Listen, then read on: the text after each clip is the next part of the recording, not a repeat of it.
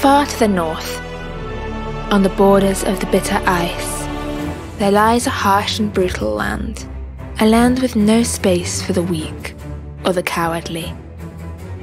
Here, monsters dwell deep beneath the frozen peaks, and warriors venture forth on raids to bring back rare treasures from distant lands. It is a cruel land, but for them, it is home. And when a new threat rises, our heroes must take up arms and place their lives in the hands of Lady Luck, for the sake of their home, for the sake of Isfjell.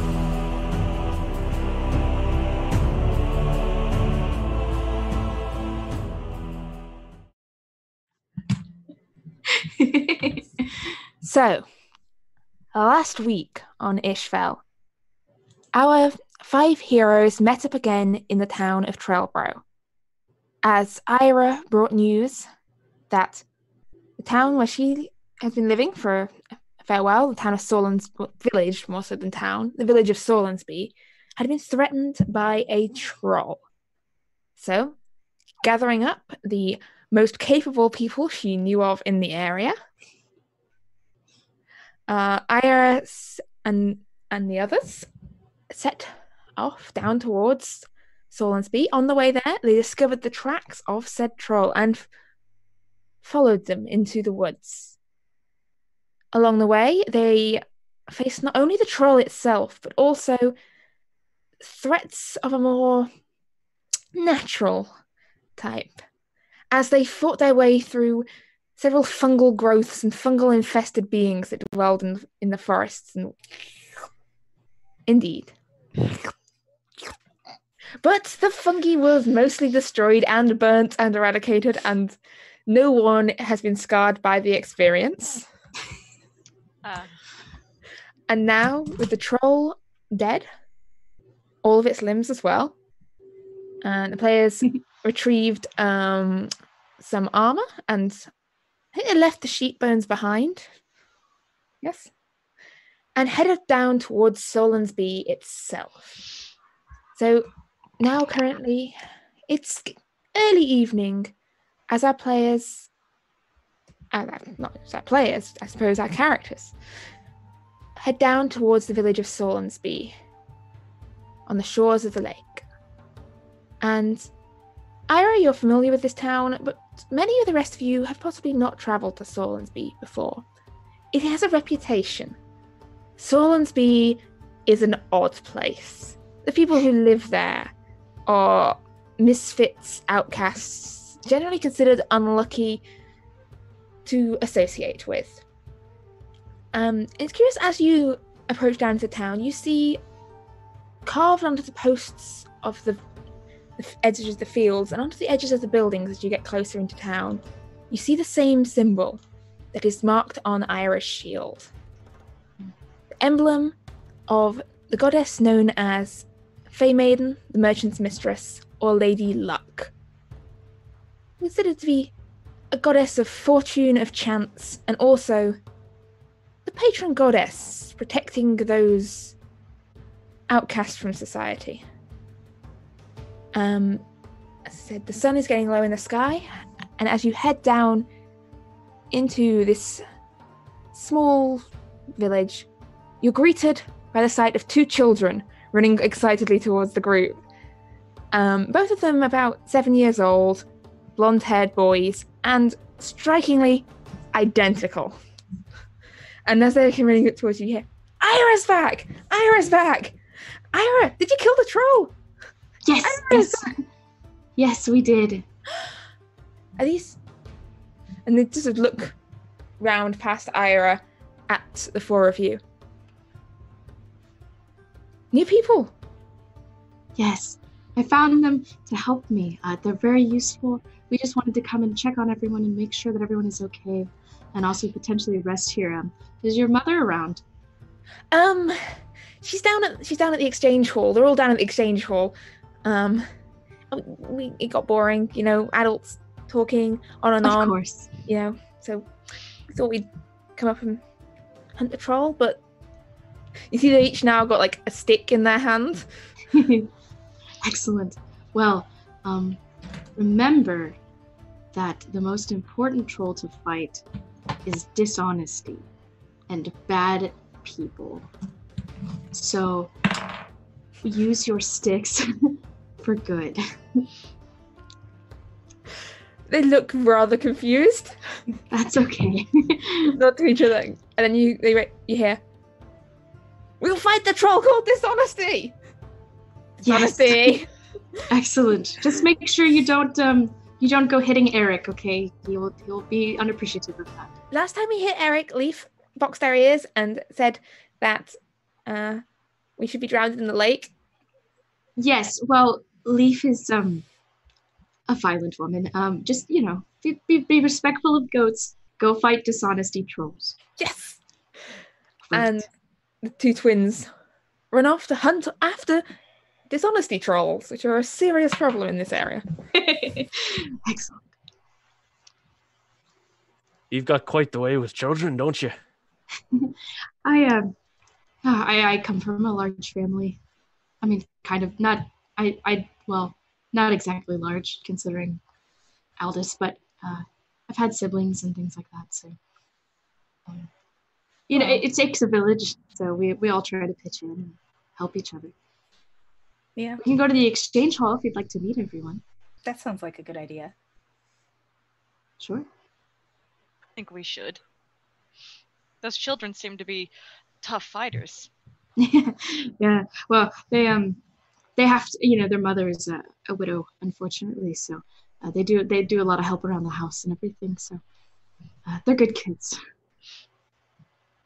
So, in the center, down by the lakeshore, in the center of town, there stands the largest building in Sorlandsby, which is this long half-open building, sort of halfway between a longhouse and a sort of open market.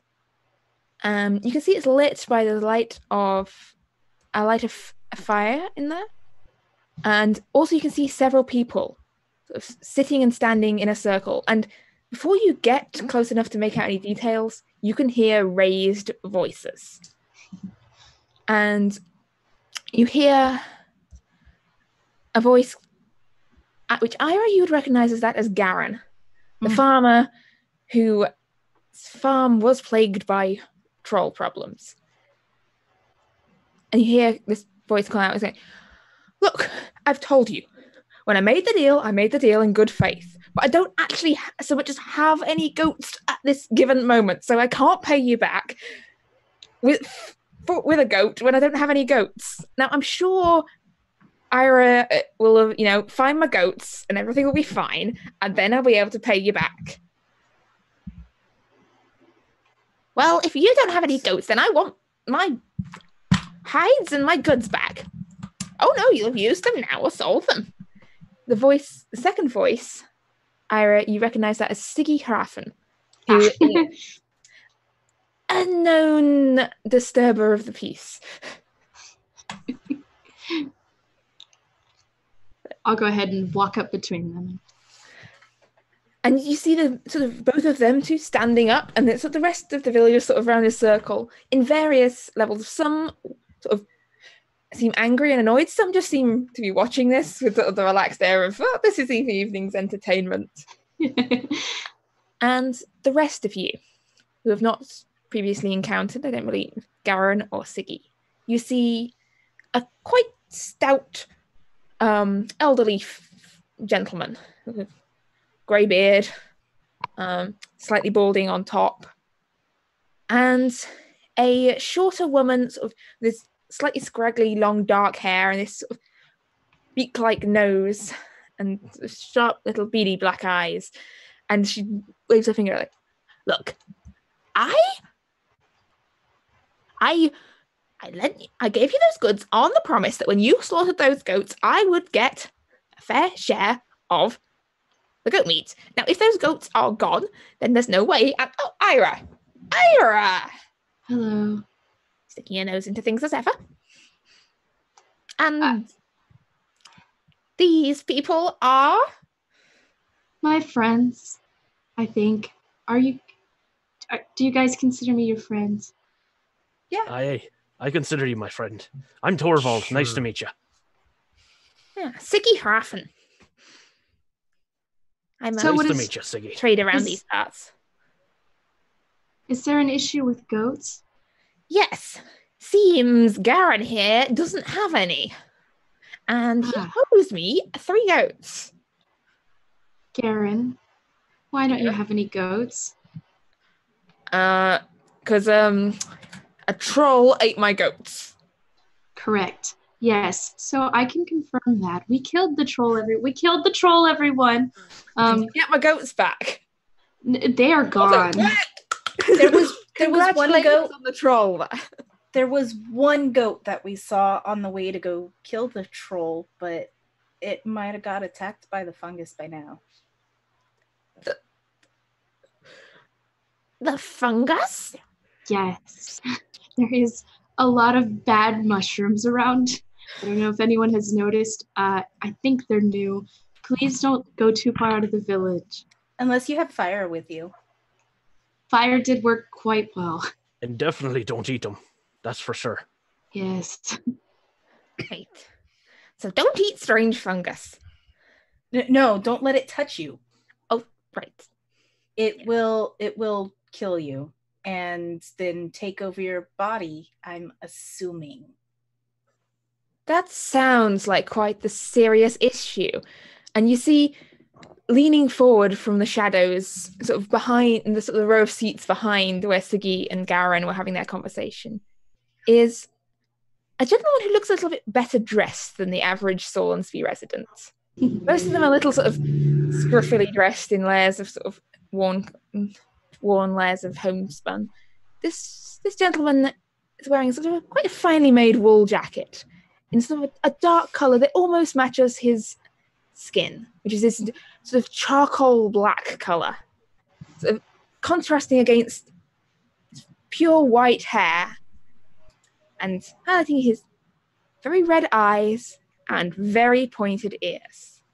Now, you don't see that many elves in Isfjell. You also don't see that many elves of this type. The drow, as some people call them. But he leans forward and goes, "There's fungi that eats people." Yes. Supposedly. We haven't been eaten yet, hence we are all here. Yes, yes. I believe it seems you can avoid being eaten with stern looks. You just have to go up to the fungus and go. And it seems like it works. It didn't 100% work for you. Look, fungus aside, I have a serious goat-related issue here. It seems that we all do today, so please speak your grievance. Yes, I need 3 goats. He does not have 3 goats. How are you going to solve that one? Is this May I- Siggy talking again, or is this Yes. Elanthrus now? No, this is Siggy. I need to distinguish my PC voice. NPC voice. Ira, may I clarify something on this? Sure. It's Siggy, is it? Siggy. Yes. Yes. I believe earlier you said that the goats were to be slaughtered and you were to get a fair share of the goat meat, correct? Yes. Okay. He's got 6 The goats were the goats were slaughtered. What's the farmer's name? What's your name, sir? Garen. Garen. I'm so sorry. I'm new in town. Did you get any of the meat from these slaughtered goats? Oh, no, I presume the troll ate it, or perhaps the fungus? But basically, from the slaughtered goats, you received no meat. Well, yeah. No. I mean, as in, Well- yes. No, I didn't. Well, Siggy, I believe that a fair share of nothing would be nothing. So I think that his goals have been met. Make me a persuasion check there. Or maybe I don't have to be a logic check, like a debate check. I didn't know you had a 20 intellect a day. That would be a 17. You see, sort of, Siggy. Well, Yeah, you do have a fair point there. Yeah. Still, I'm not happy with it. He should take better care of his goats in future. He should just... Would you prefer the troll coming into town and eating you instead of the goats that were out in the field? No, I prefer if that... Look, why is there even a troll here anyway? There hasn't been a troll around these parts for hundreds of years. Well, I would like to remind you that it is dead. Yeah. It is dead, yes, now there also isn't a troll anymore. Well. I mean, I can try to look into why a troll might be here, but unfortunately I don't know trolls very well. And I did not take the time to ask it why it was here rather than just kill it. Well, you should have engaged in some proper discourse with the thing. I'm sure it wasn't trying to murder you or anything. I tried to talk to it. It didn't seem very smart. It just kind of attacked us. Yes, well. She just goes, well, and spits down on the ground near Garen's feet and goes, I'm not making any deal for you again until you learn to keep care of your own livestock better. Garen, do you have any other livestock or things that you can give? I've got a couple of chickens. Siggy? Well, I don't know. That is bird, is that okay? Don't have any problem. What? Excuse, are you calling me a chicken? No. I only kind of. Just related. I am not related to a chicken. I am as related to a chicken as you are to a goat, young lady. I'm not really related to I'm not very related to a goat. A cloud might be closer, actually. I am not a chicken. And you watch as she sort of bristles and moves, and for a second you see like her nose for an instant just seems to lengthen for a second, almost look even more beak-like. And I mean, I could see where they'd get you'd look like you'd be like a chicken. You're in quite the foul mood.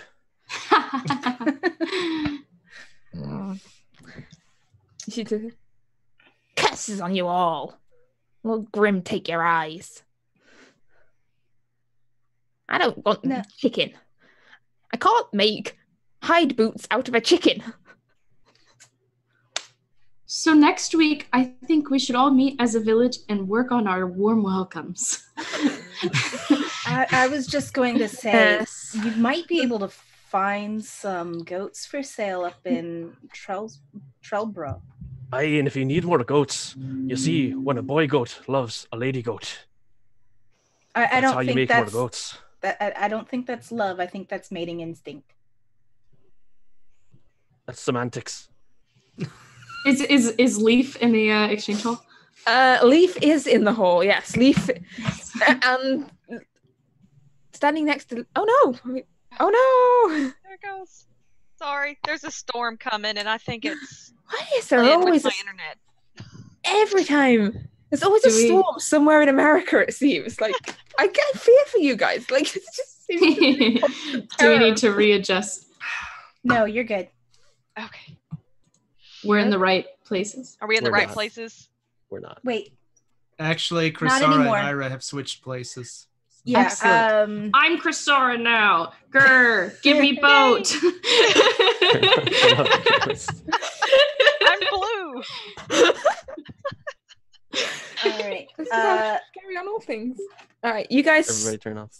The swapping around down there. I should be. I can just carry on talking up here, you see. As the people in the hut carry on, sort of, with a few mutterings and talkings, and yes, Leaf is there. Leaf being a middle-aged woman with this blonde hair streaked with grey, sat in the back row. But notably next to Leaf, there stands a goat. Just in the corner of the hall. I'm gonna go ahead and walk up to Eric and squat down and Eric, are you willing to have any relations with any other goats to assist us?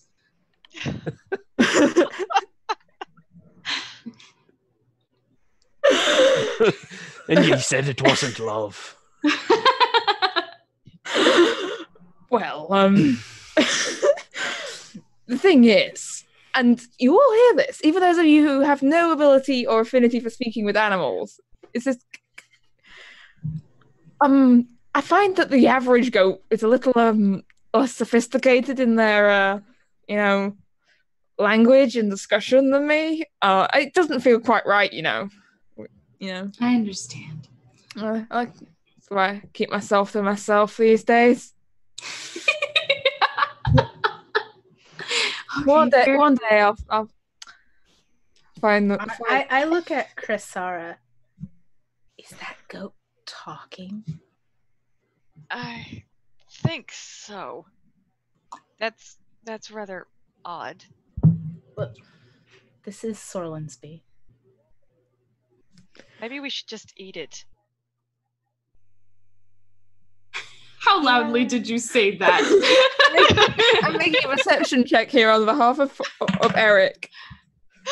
Ooh, that was 18 on the dice. I don't know how perceptive a goat is, but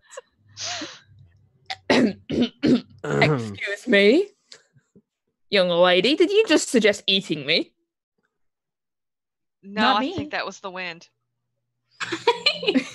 It looks like an Ira. No. Definitely the wind. Look. Excuse me, I won't have you all speaking to Eric in this manner. He's like family to me, he is. As the woman next to him, being Leaf, pitches into this extended putting too many NPCs in a room together scene.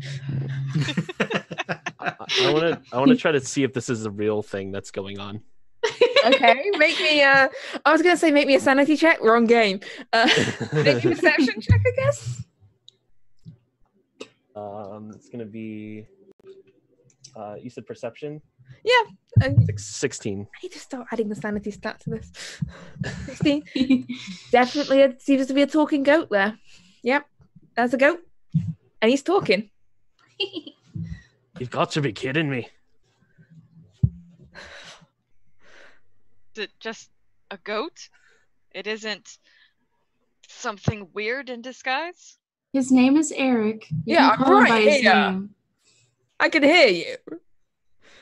My name's Eric.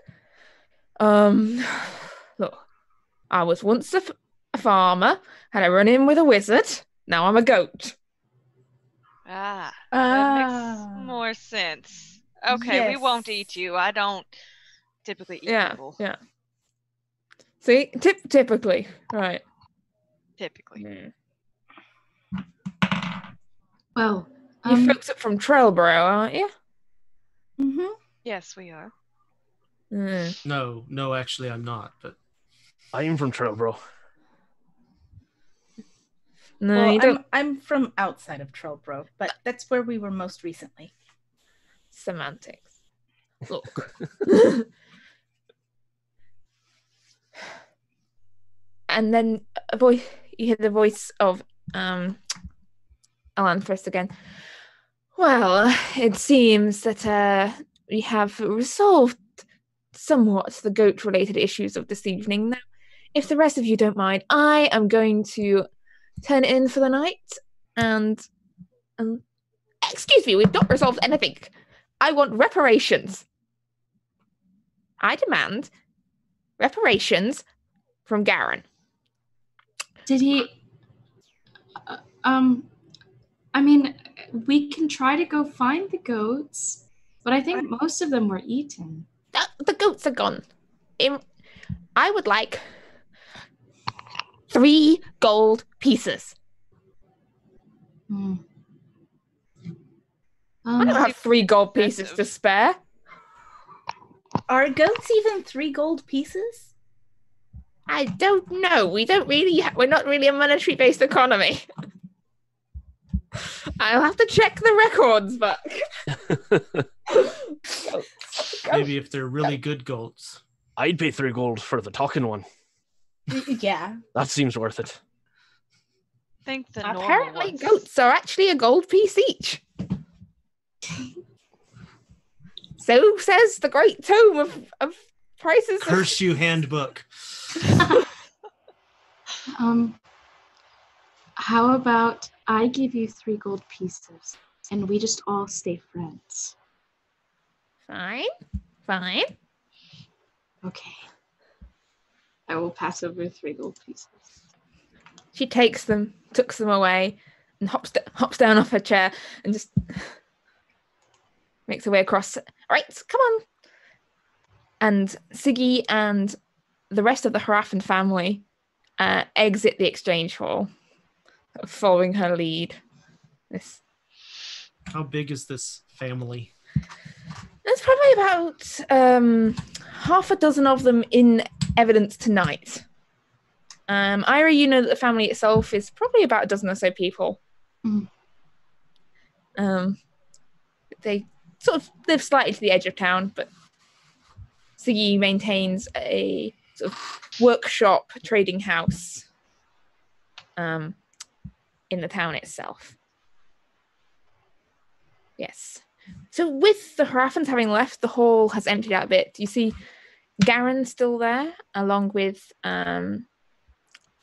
his daughter, Leaf and Eric, and Elanthrus, the drow you've already met, and seated in the corner, sort of not paying much heed to any of the goings-on here. You see the town's sort of entertainer, storyteller, keeper of law, Uriell, and his apprentice Saffron, who appear to be just messing around and trying to fix and tune up what appears to be some sort of lap harp. And as the Haraffins exit, Uriell looks and goes, a flock's flown then, has it? And you bring strangers to our door, Irastratus? Of course. Yes. Let's make some proper introductions here. Saffron, fetch these newcomers a drink. It would not do for them to arrive in Sorlandsby and not be properly greeted. I'll drink to that.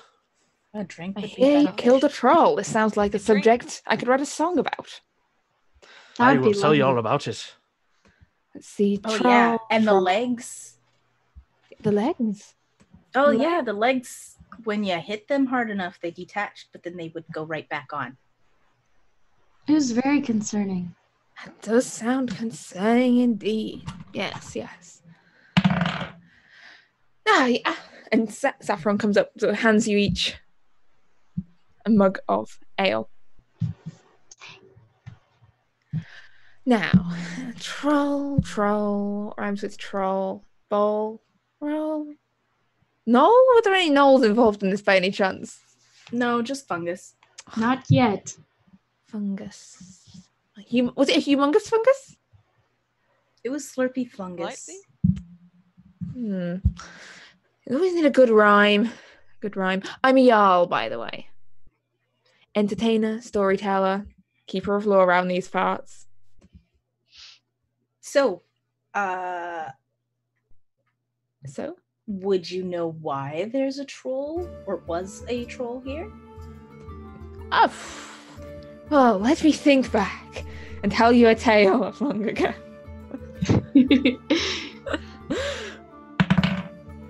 I don't actually know a particular story for a troll around these parts, but I can tell you a generic story of a troll if that helps you. You see, long ago, when people first settled on the shores of Lake Glad, they built a bridge to cross one of the tributaries. No sooner had they built this bridge than a troll moved in, making its home in the shadows beneath the bridge and challenging all those who crossed. Now, the first Earl at the time, he wasn't so keen on having a troll. So he called upon his mightiest heroes to defeat this troll. And, well, you've all heard this story before, yes? Yeah. This is the story of the troll bridge I was talking about earlier. Yeah, this is, pretty much part of the history of Trellbro.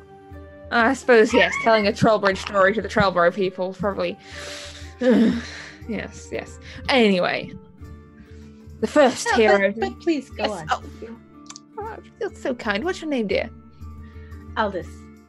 Oh, it's sweet to humor an old man like this. Yes, so the first hero steps up to the bridge, sword in hand, and bravely challenges the troll, but the troll strikes him down. So, a second hero steps forward. A priestess, loyal in her faith and strong of will, but alas, her magic does not stick to the troll, and she too falls into the depths of Lake Black. But then there comes a minstrel. I mean, this is harp a little, and he steps forth, and he doesn't attempt to fight the troll. No, he charms it, sings it a song, tells it a tale of a much better, safer place for trolls, across the lake on the borders of the Drakenfell. And so the troll leaves the Troll Bridge, this is its namesake, and headed south, never to be seen or disturb the settlements of men again. Well, possibly, it seems, until about 3 days ago, in which it decided to eat Garen's goats. If it's the same troll, I'm presuming there may be more than one troll? I don't know. I'm no troll expert. I know about 3 things about trolls out of a possible 20 plus. Now. So, Aldous, was it? Yes. You there, the tall one. Aye, Torvald. Torvald, I think he was referring to me. I'm just a little bit taller than you. Tall in stature. I see. Yes. I feel I've... Sorry, what's your name? Dara. And you there, you're not from around these parts, are you? With the bones and the antlery bits and... Oh, you're referring to the handsome one. That would be Adair. Adair. Pleasure to meet you. What brings you out of the forests, Adair? Well, if you're quite ready to hear this, I've been having these dreams as of late. And basically, you're all going to die. Well, how? I mean, if we all tell us more about your dream. Well, as I told the Earl, the dreams have come in flashes of horrific things. A boat caught in the ice, a large, winged, shadowy figure devastating the land.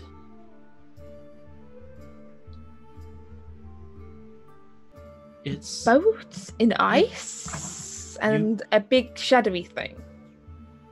You sure it wasn't just some nightmare here? I've had nightmares before. I believe this one is going to be a little bit more widespread.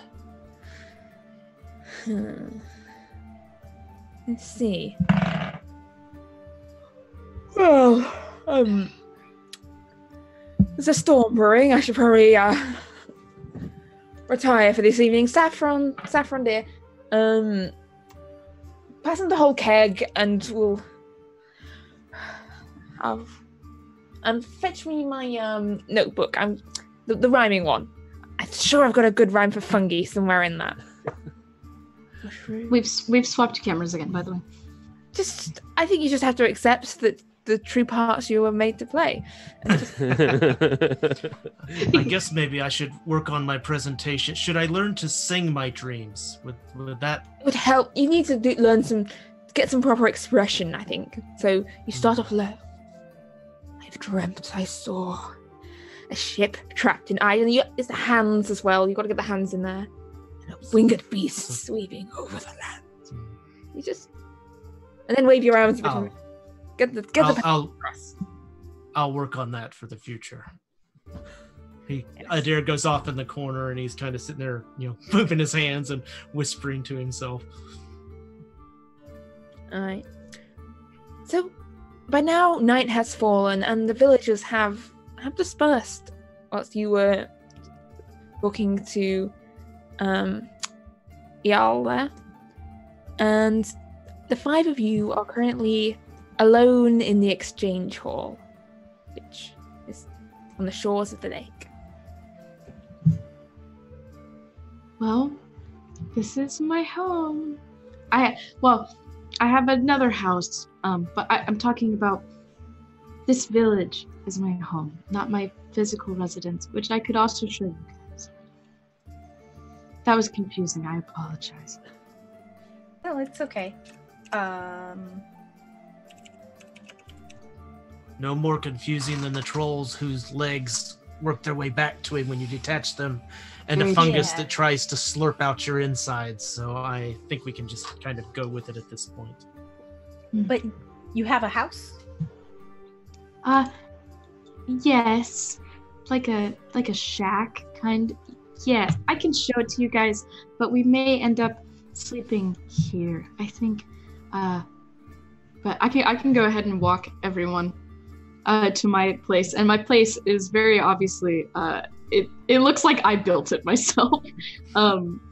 It's just kind of like a ramshackle like little hut that just has some basic things and trinkets inside, and it's I got help. Like, it's structurally sound, but it's very just kind of thrown together. I obviously don't spend much time there. It's just kind of a place to sleep. I think my image of it might be too nice. But it was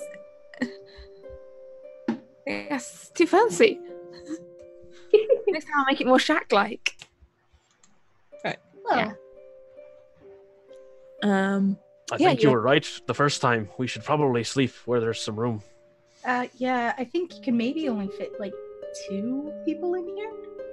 If anyone would like to stay here, they can. But I can bring you back to the hall, or we could try to sleep at someone else's place potentially. I know Garen might have some extra room. Oh, the hall's fine if we all want to, sleep together. But okay. Yeah. I'll grab blankets. I grabbed 2 blankets. I only have 2. Did anyone bring their own blanket? I got my cloak. I think I'm covered. Like 99% sure I have a bedroll. Well, you're all sorted then. Okay. So, who's sort of sleeping in the main hall, and who, if anyone, is sleeping at Iris? I think we're all sleeping in the main hall. Main hall, yeah. Yep. Okay. So, Adea, would you like some help getting into the rafters? I think I'll handle this on my own this time. Thank you so very much, my good dear friend Torvald. All right. Are you aiming to sleep in the rafters again, Adea? I don't think I'm going to try that this time, since there doesn't seem to be anybody else in the area. If it stays quiet, then I won't worry about it. All right. So, you drift off into sleep. Unless anyone's setting up any kind of watch or doing anything unexpectedly weird in the night. Sindri's got watch over me. Okay. As usual. So it's always best to check. Yes. Drift off into a peaceful, and for some of you, unusually dreamless sleep. You wake the next morning feeling refreshed, revitalized. Much better for those of you who have been feeling a little bit battered yesterday. And there's frost laying across the shores of the lake. And it appears the quiet, crisp autumn morning in Sorlandsby. And not many people up and about yet, as the sun sort of streaks in through the windows of the exchange hall. And you hear the of a raven somewhere outside. And yes, that was a long rest. You're longly rested. Yes. So, using my skills, does the raven say anything interesting? Can I detect if it's good, bad, or indifferent? Alright. The raven is... You can understand animals, yeah? Or is it just the understanding the meaning? Just picking up the meaning and stuff from it, either through my nature or animal handling. Strange, because maybe make me an insight check, actually. Insight or animal handling for this one. It's a hard one to define. Oh, I'll go with insight. That works. It doesn't matter. It's a 10. A 10? A 10's not that bad. It's not. Thank heavens I have a very good insight bonus, or that would have been pitiful. You get the gist of this raven is questioning something. It seems to be asking a question. And then it croaks out, and then you hear, and this time it's not so much your understanding as actually you hear it goes, Ziggy? Ziggy? Ziggy? And you hear another raven echoing in another tree nearby. Ziggy? Ziggy? Ziggy? Ziggy? Sort of echoing around the various trees in the area. Adair's is if Ira has awoken, Adair's going to approach Ira and say, your ravens are calling for your your bird friend, Siggy, I think it was. Oh. Is that an unusual occurrence? I don't talk to birds, so I don't know if that's unusual or not. I'm sorry, you spoke with the goat, so I thought maybe... Well, the goat speaks common. The ravens speak raven, so I'm unfamiliar.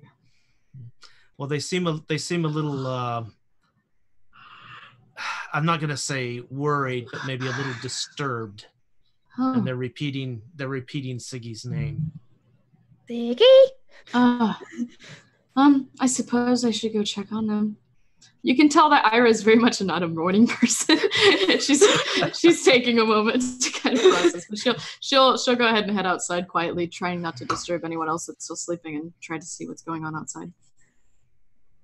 So outside, sort of perched up in the tree, sort of the exchange hall, you see 3 ravens sort of perched together, and then one of them hops over and another one flies off. You hear, Siggy. Is Siggy? Do we see Siggy anywhere near here? Maybe a perception check, I guess. Sure. I mean, depends how well you can recognize Siggy. Perception is going to be. That's in that one again. No. Oh, the one that's on the far end of the branch, that might be Siggy, but then it does seem to be asking for Siggy. So the problem is ravens do tend to look the same.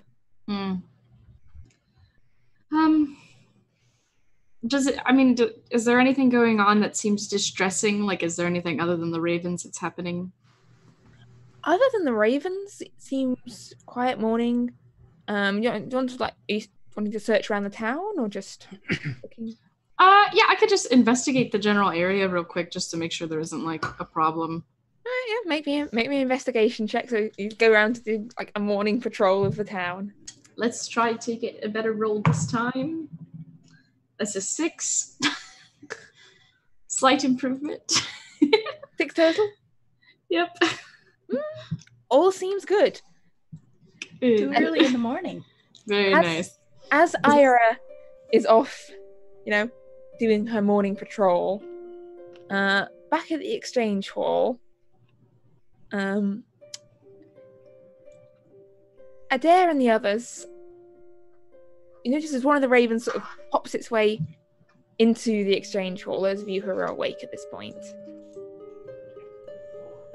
Pops its way, sort of, and then sort of stretches its wings out, and you watch as its wings sort of slowly lengthen and sort of change, the feathers folding back in on themselves as the raven form shifts and grows upwards.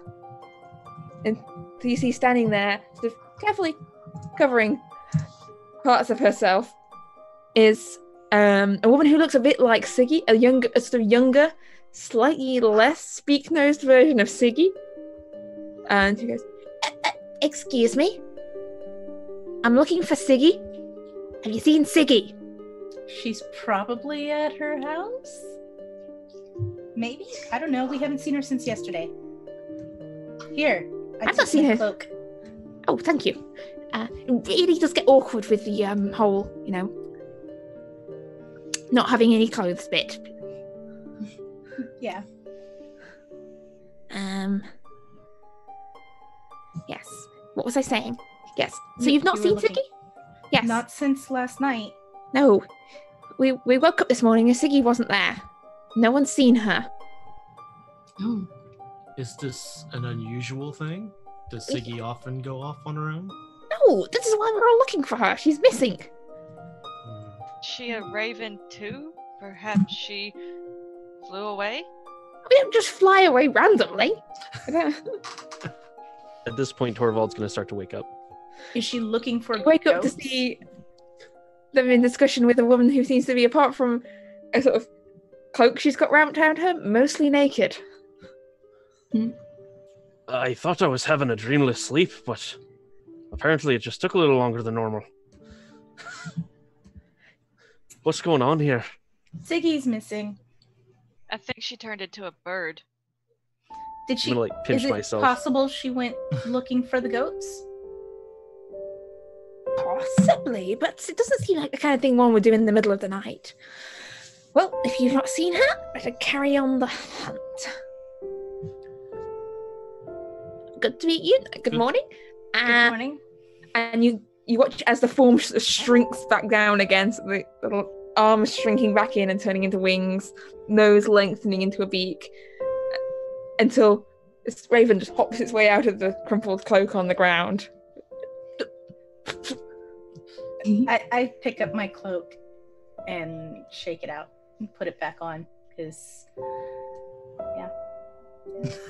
Have I returned to the have I returned to the hall by now? Ira returns to the hall about this point. Okay. Awesome. I'm going to go over to Chrysara. She's there, right? Yeah. How much did I have to drink last night? I can normally hold my own, but... You didn't have any more than I did. I think we both drank too much, or else I'm a vegetarian now. I'm very confused. Good morning, everyone. Everything seems fine. Siggy's missing. That's not fine. That's the opposite of fine. Siggy's missing, you said?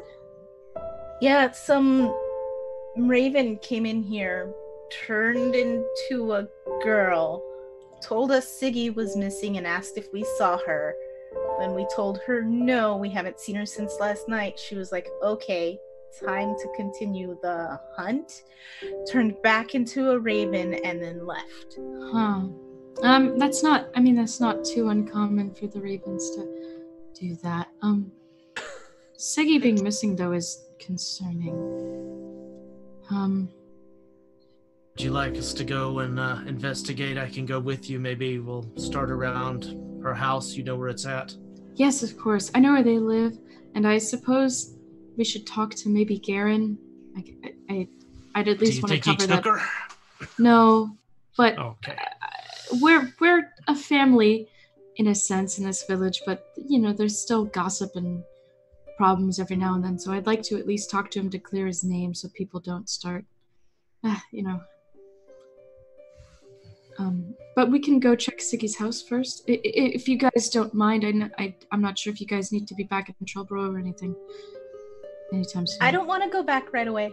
Right. Yes, I remember. But the rest of you, I understand if you need to go home or if you don't want to continue. Or our journey together. I'm interested to see where Bird Person went, so no, let's see what maybe a fish turns into a dog. Let's carry on. I wouldn't be too surprised of something like that happening in this village, so just be prepared for that. You joke, but it's likely. Okay, well, we could head to Siggy's house then and start there, I suppose. Alright. As we're walking, I'm gonna talk to Sindri out loud, because sometimes it's more reassuring to talk to the cat out loud. Did you see anything happen last night? I was watching you. Yeah, I reckon it's mine. You were fine. Well, Your job is to watch over you. yes, but that works. I mean, that's how... Okay, so you didn't see anything other than me sleeping. The rest of you can only hear one half of this conversation. You can hear Aldous talking, you can't hear the cat responding. I'm going to lay my head down for a little bit. I'm not sure this is real. Adair's going to turn to Torvald. And it's kind of odd the way she talks to her animals. Oh, hello, bird. What was it the raven said again? Saying the name, Siggy. Oh. We should probably quote the raven nevermore. Let's find some more ale. No, perhaps not. I think she leans a little over to Torvald. I think there's something in the ale here. Maybe the fungus got to it. I'm gonna turn to Ira and say, okay, so do we want to stop at Siggy's house first, or do we want to stop at... What was his name again? Garen. Garen's. I'd say Siggy's first, just to get kind of a jumping off point, but I think Garen would be a next logical step after that. Alright.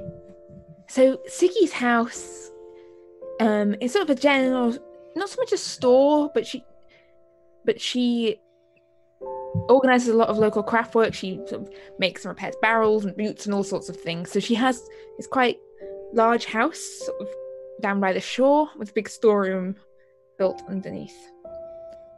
And as you approach, you see sort of a couple more ravens hop off the roof and fly off to do more circuits round, searching for Siggy.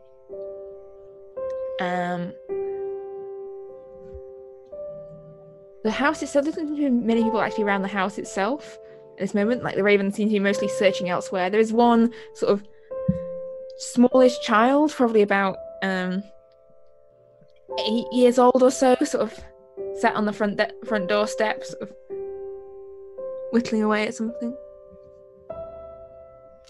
They've gone looking for Siggy. There's no one here. Can we look around? Just in case she left a note or something that was missed? What? Because ravens can't read? Sure. I mean, you can look. Alright, I want to look. But no stealing anything. I promise I won't steal anything. It shrinks back as it sees the cat. And Sindri, you get Aldous a sense in your mind. You hear Sindri's sort of voice in your mind going, please, come on. Please. Just one of them. No. But it's only a little one. They won't miss it. Oh no, they will miss it. Fine. Later I'll get you something nice. Will you get me some fish? Yes. So there, will you get me some fish? Yes, I'll get you some fish. Okay. All right. Again, you guys can hear my side of the conversation. So while this wonderful half conversation is going on, Adair would like to look around, and realizing there are going to be a lot of apparent bird-type footprints around the area, he'd like to look around and see if he sees any other kind of tracks or anything that stands out. All right. Make me a survival check, please. Oh man, that's only a 25. Yeah, 25. Oh, Well, I'm with sorry. a measly 25. You can see there's a sort of scuffle of various like human and bird-like footprints around the front of Siggy's house. It's sort of as you, with your keen survival skills and sort of excellent luck today, you look and you see around to the side of the house what appears not just to be like tracks of boots, but almost like a more sort of dragged mark down from the storeroom towards the lake itself. There's footprints in the soft earth and the frost, but also the trail and mark of something being dragged. Something, very large. Chrysara, could you come Yeah. here a moment? Of course. I'm going She'll to walk point to it out where to it is. I'm going to point it out to her. Looks a little suspicious to me. I don't know if we should alert the others, especially with the young one on the front porch. Would you mind coming with me and let's take a look? Yes. What is concerning you? And I point out the drag marks and that it looks like something was not taken necessarily by will. It was either conscious or unconscious, but it has been dragged away. And I think we ought to go check and see since it's down by the water. While they're I looking think at you're right. that, I wanted to be inside and looking around, see if I can find anything. Okay. So, Aldous, roll me an investigation check. And Chrysara and Treebot, are you sort of looking for tracks and trails, or, Following the drag marks Yeah. To where they go. All right. Now, so, if we get too far away, I'll stop and say something, but I want to kind of see how far they go. it And doesn't. then need- Sorry. I'd like to talk to the little one at some point. Okay. So we'll get to Adair and Chrysara in a moment. First of all, Aldous, what did you roll? I rolled a 1, but it was a +1, so a dirty 2. 32? I think you said 32. I'm like, numbers don't work like that. No, dirty. Dirty. Searching around. You don't really. This is quite a big house. There's a lot of clutter. There's a lot of stuff. And they've probably moved everything too in Yeah. research. Yeah, I can't Like- find anything. You're not. No. Out on the step, Ira, as you sat with this young member of the Hraffen family. Yeah, I'll go ahead and sit down beside him. So what are you working on? Oh, I'm making a little flute. That's very nice. Have you tried playing it yet, or is it not that far? He picks it up and you hear this. It needs Very some good. help. I like it though. It's nice. Do you remember the last time you saw Siggy? I saw her last night when she came back from the exchange hall. She seemed Yes. pretty angry and annoyed, but happy that she got some money, but still pissed off at Garen. Of course. She said that we should make sure next harvest to go and steal all the ears of Garen's corn that we could find Ah, and pretend just to be a crock of crows. great. Okay. This is not the information that I wanted, but still very important information for me to have. Okay, so and did she just go to bed? And then you haven't seen her since? I'd already gone to bed. My bedtime's before hers. Right. She's a grown-up. Correct. Kids sometimes stay up past their bedtimes. You can tell me if you did. I won't be upset or tell anyone. Make me a persuasion check.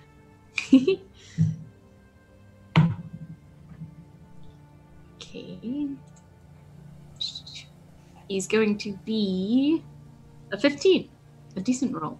15. Yeah. Okay. I went out onto the roof and just to look at the stars and stuff, and Of course. I saw someone come up to the house. They had like a cloak on, Okay. and then they went to the door, and then I went inside because it was starting to get cold. Okay. Weird, because, like, if you're trying to be sneaky at night, you don't walk around, you go... But then maybe it was just, a weird person who, doesn't turn into a bird. Yeah. Like you. Understandable. I will actually... This is very useful information, thank you.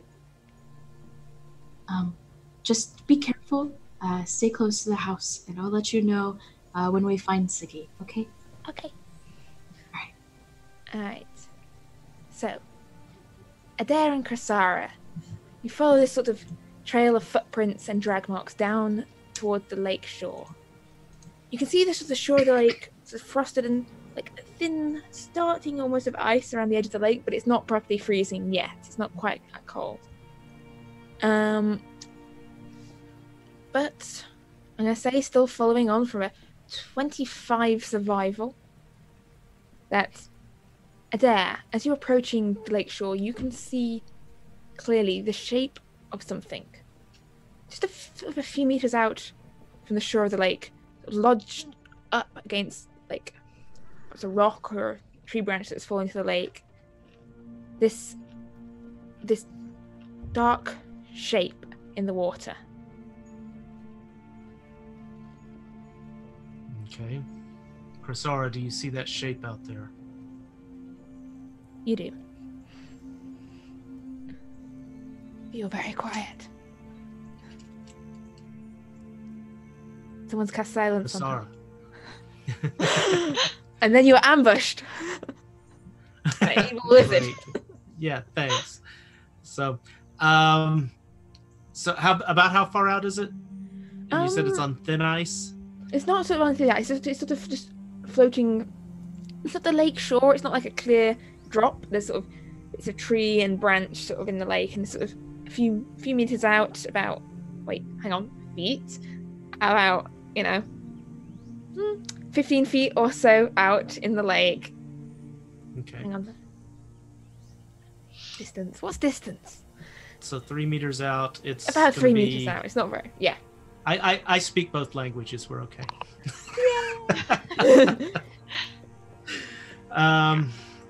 So that's going to be a short distance out. It's sort of in the water. The water's only shallow to that point. Like, it's, you reckon, would come up to about chest height on you. Okay. And a little bit less, I think, on Krasara. A little bit, just a little. With my quarterstaff, would I be able to have enough stretch to reach out with that? You'd have to walk. I think it might fall a little short. Have to walk into the water a bit. You'd have to get your feet wet. Yeah.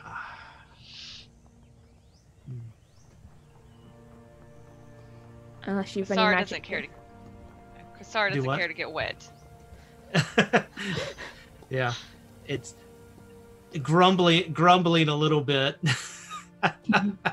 First off, I'm going to take my quarterstaff and kind of poke it on the edge, see how soft the edge of the lake is, see how much the drop off is as you walk in a couple of feet. The bottom of the lake is quite sort of sandy and rocky, and like you're not going to sink down into like mud or sludge at the bottom. Okay. Your boots are fairly safe. I'm not worried about my boots. Does anything appear to move under the water when I do this, be it fish or fungus or any other? Make me a perception check. She's got me worried now.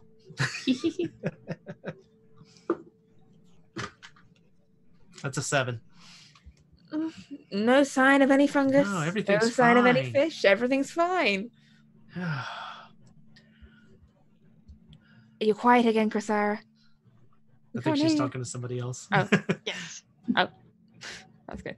Krasara, against my better judgment, it seems okay. I'm going to step into the water a little bit and see if I can hook that with my quarterstaff and drag it in. Right. But And he's going to look up. Don't He's fall going in. to look straight up in her eyes. Don't let me die. All right. So, Stay within my reach. So he's going to step out into the water, and Adair is going to extend his quarterstaff with the antlers out and see if he can kind of hook whatever it is. And try and just slowly bring it Make in. me a dexterity check. I'm going to go for trying to hook into this thing. I'm not the most dexterous of people, just to let you all know, so don't hold hopes. Whoa. Okay, well, that's a 16. All right, yeah, you manage to get it hooked on and sort of can pull it back towards you as it drags on. Okay. The sort of thin branches and rocks. It's pulled towards you, and as you're pulling it through the water, this disturbing, whatever it is, you watch as this slow bloom of red in the water, spreading out from this shape as you drag it in towards the shore. I kind of hope that's blood and not some more kind of fungus or algae or something. I'd almost prefer the algae. If it's blood, then you know what that means.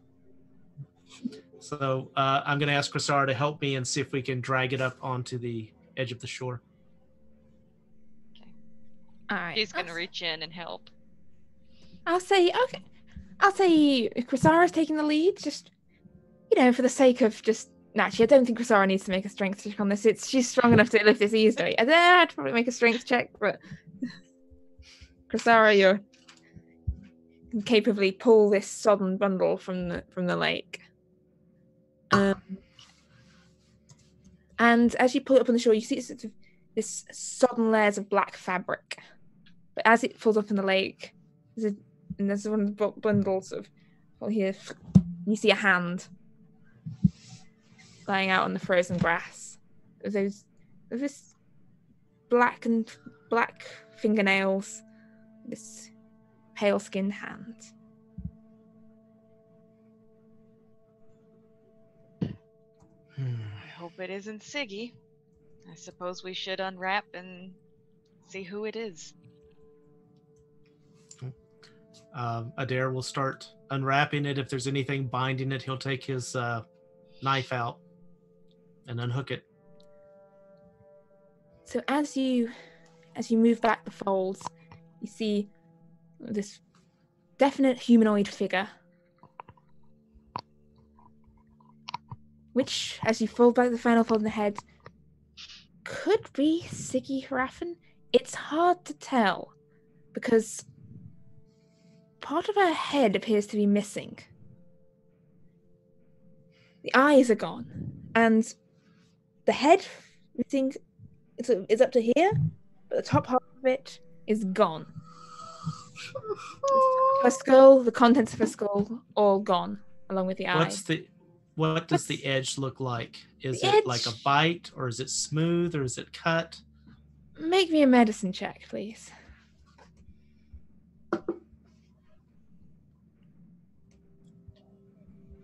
17. It looks like someone's sort of sawn at it. It's not so much a bite as some kind of saw mark with a blade. What does it look like to you, Adair? And he's going to look up, very distressed look on his face. I think someone did this, not something. Why don't you... I'm going to cover it back up. Why don't you go quietly get Ira and the rest? Okay. Are you sure you're here? You'll be fine by yourself. Should we not just take the body with us? What could possibly go wrong? And on that note, I'm going to leave and quietly go get... Roll me a perception check, please, Adair, just to... whilst you're waiting, whilst Krasara goes fetch the others. That's going to be a 12. No, you don't see anything. Okay. Oh, God. You're all She's good. walking briskly. So, Torvald, Eldis, and Ira. You see Krasara walking briskly towards the Harafen's house. You lot, come with me. We've found something. It's probably not a good thing, but we need to hurry. Okay. Oh, okay. And she'll flip around and start walking briskly back towards Adair. Briskly. We shall briskly follow. And I will pick Good. up Sindri this I time. will slightly less briskly follow. A little more brusquely than briskly. Brusquely. So you briskly walk through the bristly undergrowth to the shore of the lake. Where you see Adair. Not eaten by any horrible lake monsters that may or may not exist. I consider that a plus. But by his feet you see this this body, I guess is the best word to use, lying at his feet, as previously described. Siggy, or what could be Siggy, with a large amount of her head missing. Well, you said that from her eyes were missing and from Yes. the top of the head is missing. Yeah, Does the she top of still the head- have part of her nose? The nose is there, yes. Okay, does it look like Siggy's nose from the night before? Yeah, it kind of does. It's the long beakish nose. Oh my gosh. Ira, you knew Siggy better than any of us. Is this Siggy? I'm pretty sure, yeah. Well, I'm not sure how to broach this with you, but this was not apparently done by a creature. These are saw marks. Oh.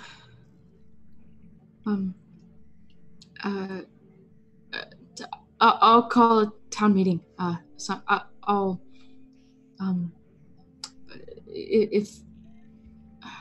if you guys could go and gather everyone.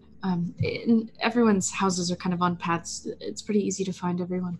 I'll let the family know first, and then meet in the hall, I suppose. Wouldn't it be wise to find this Garen feller first? Yes. I feel like a meeting would be appropriate. But maybe we do want to talk to him privately first. Where can we find him? At his home, most likely. He's pretty far north in comparison to everyone else, but I've never buried a body. I don't really know. Let's go talk to the family and see what they want to do. Sadly, that's not something I'm a stranger to. But So Adair's going to wrap the body back up, use whatever material he can to kind of seal it closed so that it's not so obvious that part of the head's missing and who the body is. and I thought yesterday was strange. It was.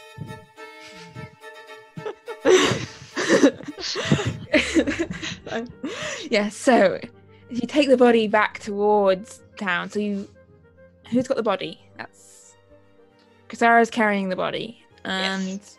do you say you're going to Garen's house or gathering people up first? What was the... I think I think wanna, we should get Garen first. Yeah, break in case he news runs to the away. family. It might have been him. Break news to the family, go talk to Garen, and then based on that, gather everyone from the town. All right, so we're taking the body to the family home first, correct? I'd say so, yeah. So your path leads you back up towards the Raffen house where you can see Corva still there, twiddling with them.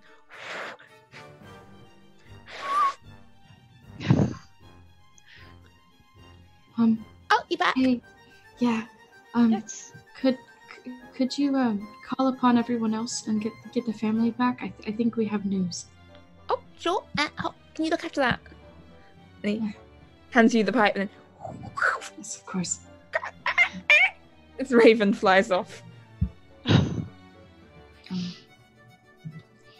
I'd like to be able to do that one day.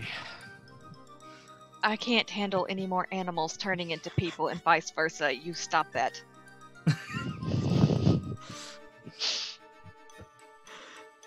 I don't know. Sometimes it seems like it might be useful.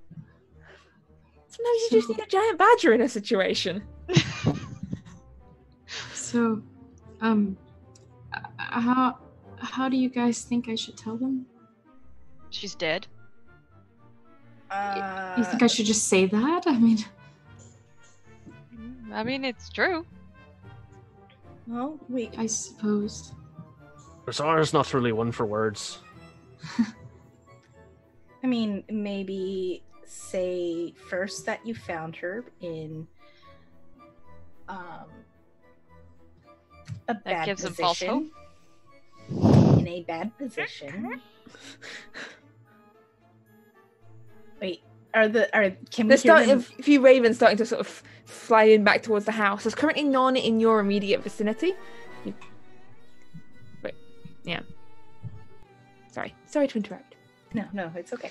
And then that's unfortunately she had passed away from an altercation.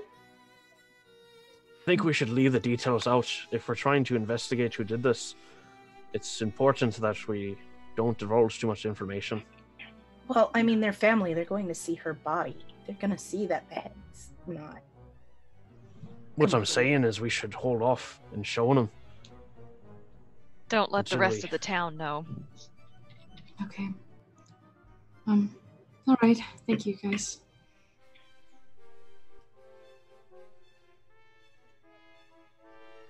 All right.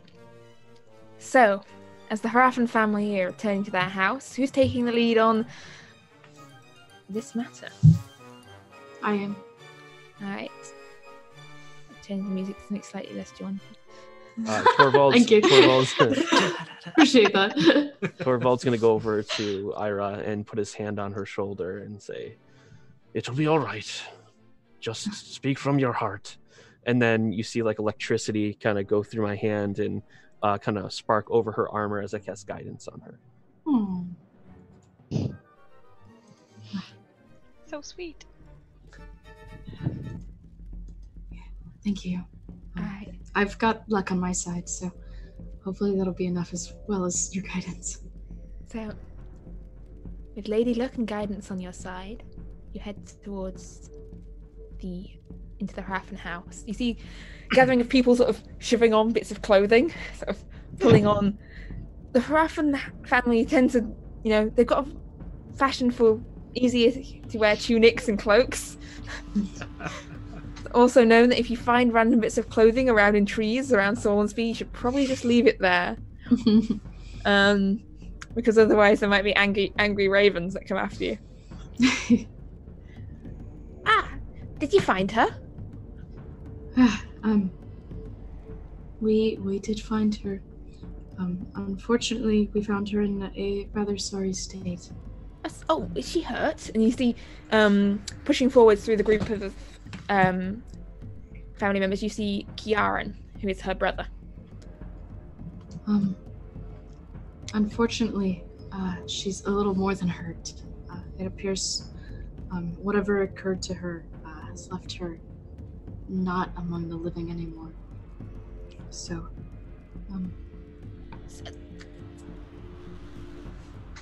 she's dead.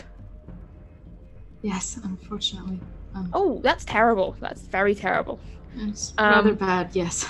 Do you know who did it? No. We're going to try to figure that out.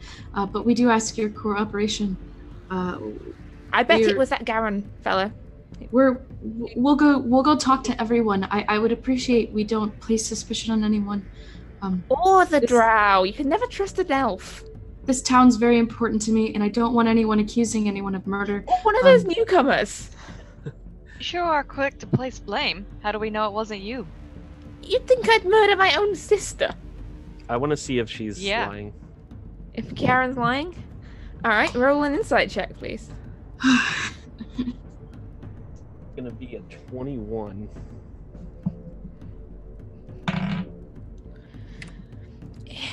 He's definitely hiding something. Like, not particularly well.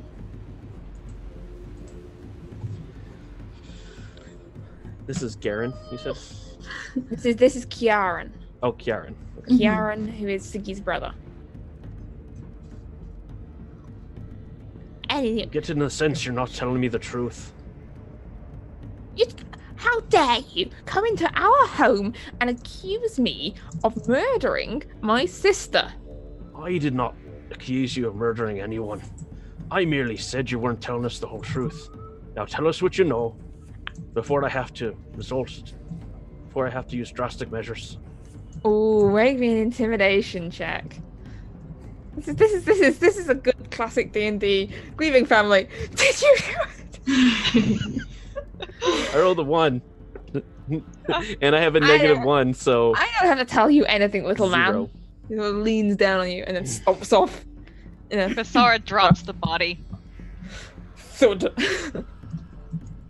Somebody's not telling us something. Where is this Garen fellow? Can we get him here?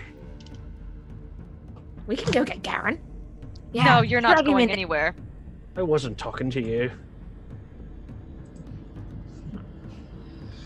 You, tiny person, come here.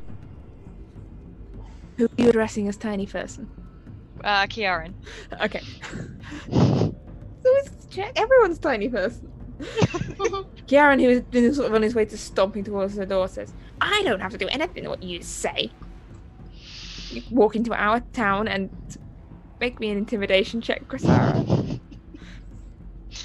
Getting in Torvald's face. Being a jerk.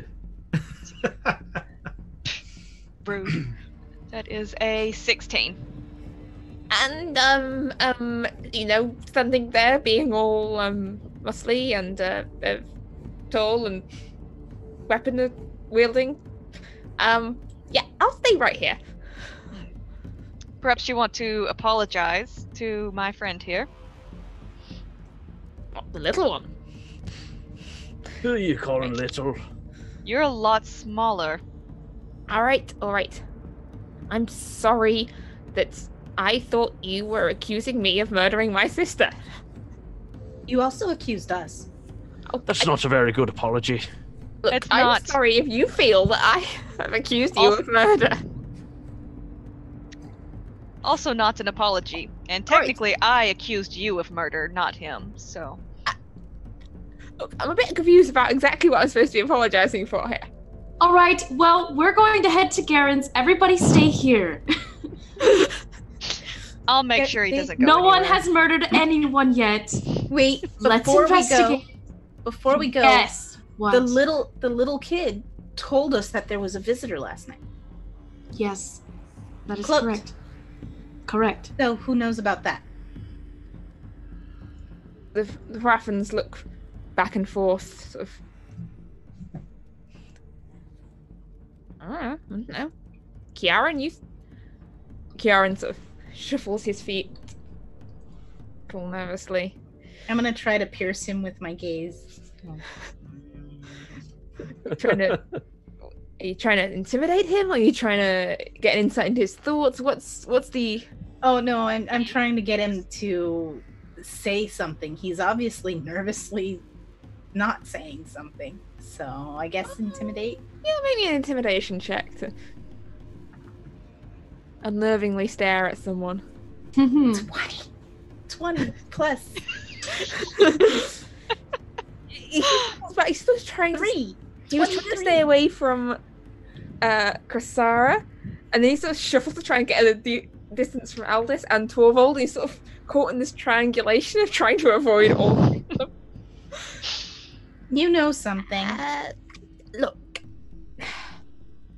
you know the Uriell, the storyteller. Well, his apprentice, Saffron, she just came over for a drink of ale. And Basara takes her hammer and it you hits the ground with a thud. a drink of ale and a nice chat. And, look, you're all Do you adults. I don't have to spell this out for you, do I? Perhaps you Well, should. as might you need mentioned to. the other day in the hall, it's like with the goats. When a mummy raven and when a daddy raven and a half-elven bard like each other very much. It's They snoo snoo. occasionally, Yes. Oh, okay. Yes.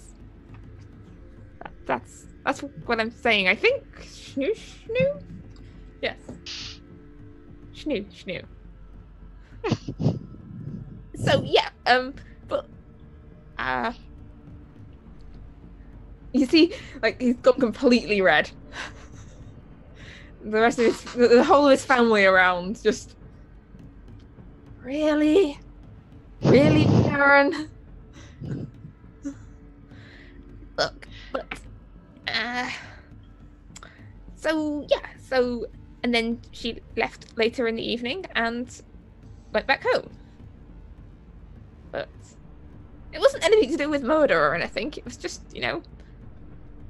two mostly human adults enjoying each other's company. All right, well, that's lovely. I think, just like I said, we're going to try to investigate and make sure everything's okay. Just grieve and hang out, I suppose. And then we'll be back, and hopefully we can have like a meeting and figure things out, okay? Just don't go. I know you guys like to gossip. Please just don't go chattering around the town. Please stay here. Does anyone know where she kept the will? If you try to leave, I'm going to pop your head like a grape. We will stay here. Yes, I think it's a good collective decision if the entire family stays here and searches for the will. And also any hidden gold she might. She definitely got 3 gold pieces yesterday. Has anyone seen 3 gold pieces anywhere? I'd prefer if you didn't change spots. You want us just to stand right there. As a matter of fact, does anyone have any chalk? I checked my pouches and I have ink. That'll work. Let me have some, please. Okay. I pass over a little ink bottle and a quill. Kristara takes it and she dips the quill in the ink and draws the outline of Kanari. Don't move. Kieran just looks down at the sort of outline around his feet and okay. Right. Please don't be gone too long. All right. Yeah, and ink back to Aldous. Thank you. Thank you. Oh, excellent. Okay, let's go. Alright. Yeah. So, where did you say you were heading next? Was it? Going to Garen's. Garen's. Yep. Yeah, so Garen's. Aldous. Yeah. Aldous, I notice you seem to have a special relationship with your feline friend. Would it be possible for her to keep an eye on things till we get back? Okay. Sindri, do you mind staying here and keeping an eye on things here? You want me to watch the birds? Oh. Yes, please. I promise. 2 fish. Don't eat them. None of them? I mean, I guess if they try to fly away, you can pounce on them. But no eating them. Okay. 2 fish. 2 fish. 2 fish. None of them eaten. None of them eat. Right. Having heard this half of the conversation, Adair's just going to be looking at her like, okay. Cat just perches there in the doorway, just eyeing up all these members of the Raffen family. I'll watch them. Let me know if anything happens. I will. Alright. Well, to Garen's then. It's north. Let's try not to talk to anyone while we're going. Alright. So you head up through sort of the centre of Sorlandsby. It's still quite early in the morning. Not many people up and about. You pass Eric at the sort of edge of his and Leaf's farm. Just Eric just stood there munching on some grass. He looks up his past. Morning. Torvald kind of jumps, like not expecting the goat to talk. Good day. I guess that wasn't part of my dream either, was it? Nope. I'm Adair's gonna move up kind of to scratch him under the chin. I move Sorry, up Aldous. to Ira, and I'm gonna say, we might want to ask him if he saw anything. He's kind of close by. The goat? Mm-hmm. Yes, I suppose so. We can stop for a moment then. I'll go ahead and Oh, you approach still Eric hit. then. Yes. Hey, Eric. Hey. I have a question for you, kind of an important It's not more. matter. It's not more question about goat sex. Because look, really, No, I don't want to talk about it. no, neither do I ever again. I actually was just going to ask you. This is confidential. Please don't tell people that I asked you this. But we've had a disappearance of Siggy. We believe she had been just missing or something, but it turns out she's been killed. I know. I don't know how a goat can. I don't know how shocked a goat can look, but this goat looks shocked.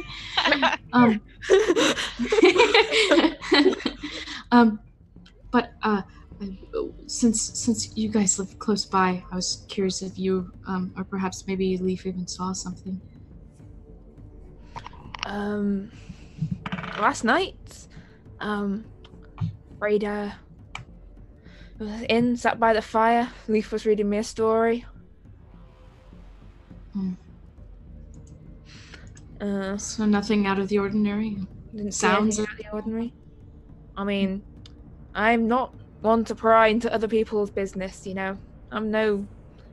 Well, may she rest in moderate peace. I'm no Siggy Harfen. But, no, I didn't see anything. Okay, that's fine, thank you. We just, as we investigate, I don't want to cause panic.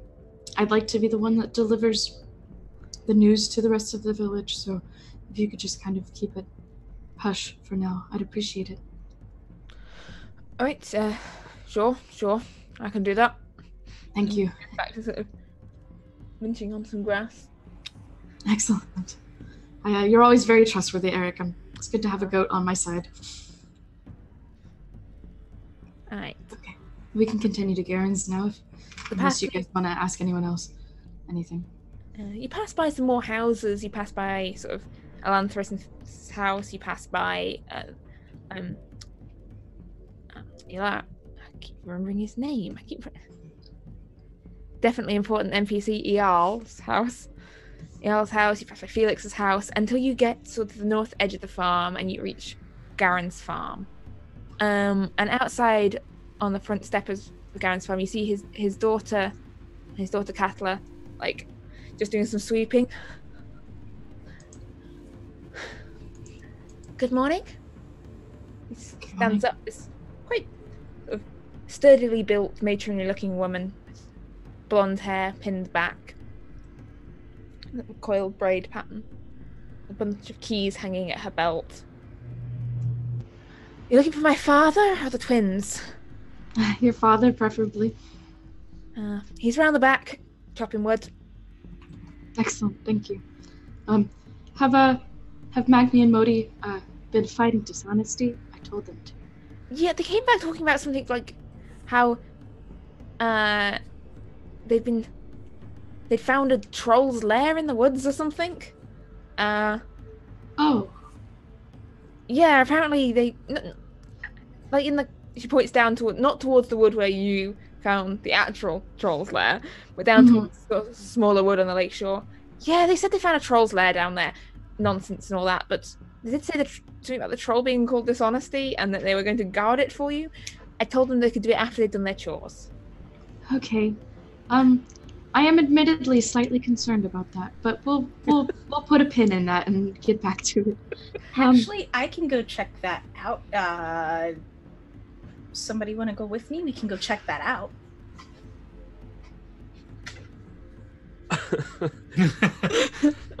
I'll go. Okay. I'll go with you in a moment, Aldous. But I have a. What's the young lady's name again? I'm sorry.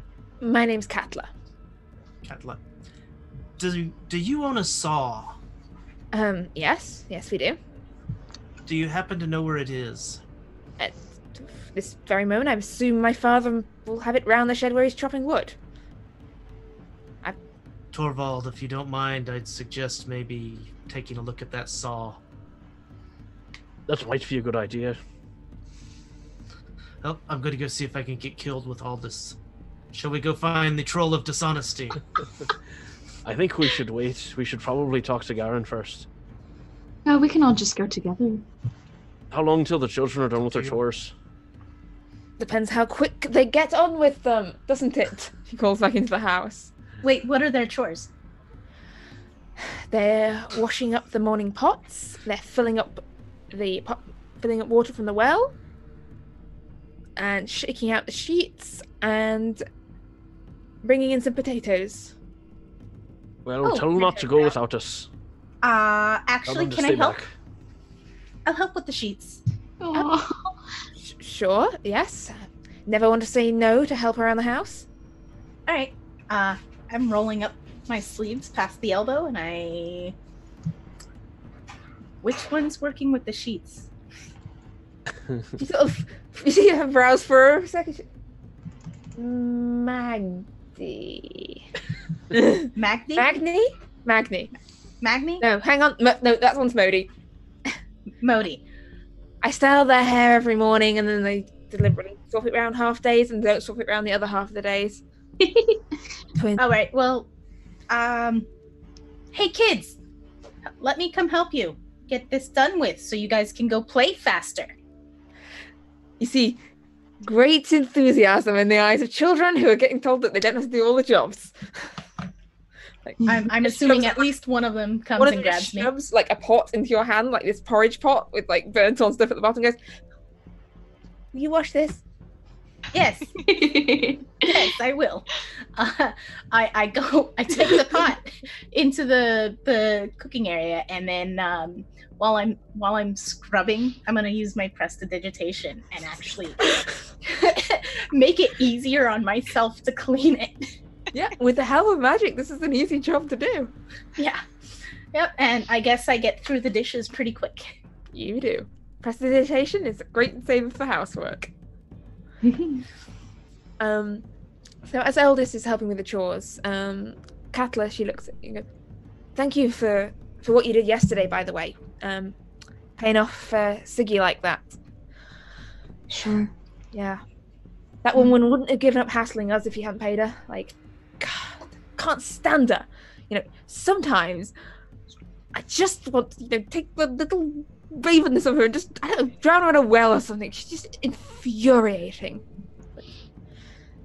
I want to try to judge if that's something she actually would do or she's just saying that. Make me an insight check, please. That is going to be 25. 25? It's just talk. For how much of the talk, underneath it, she doesn't actually want to murder Siggy. I get the feeling you wouldn't hurt a fly. Tell that to the flies. Well, everything that you said has been noted in my mind, and I'm going to go ahead and go talk to your father. Let's not talk about killing other people, even in jest. Oh, I'm sorry. You know, it's just the way I talk.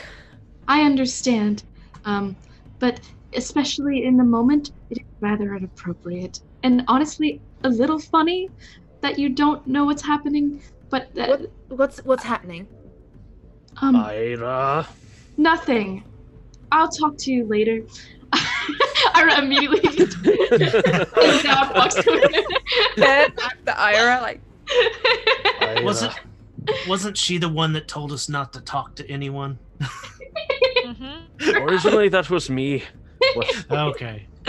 Whoops. You might remind her. I'm gonna start heading over towards where he was chopping wood.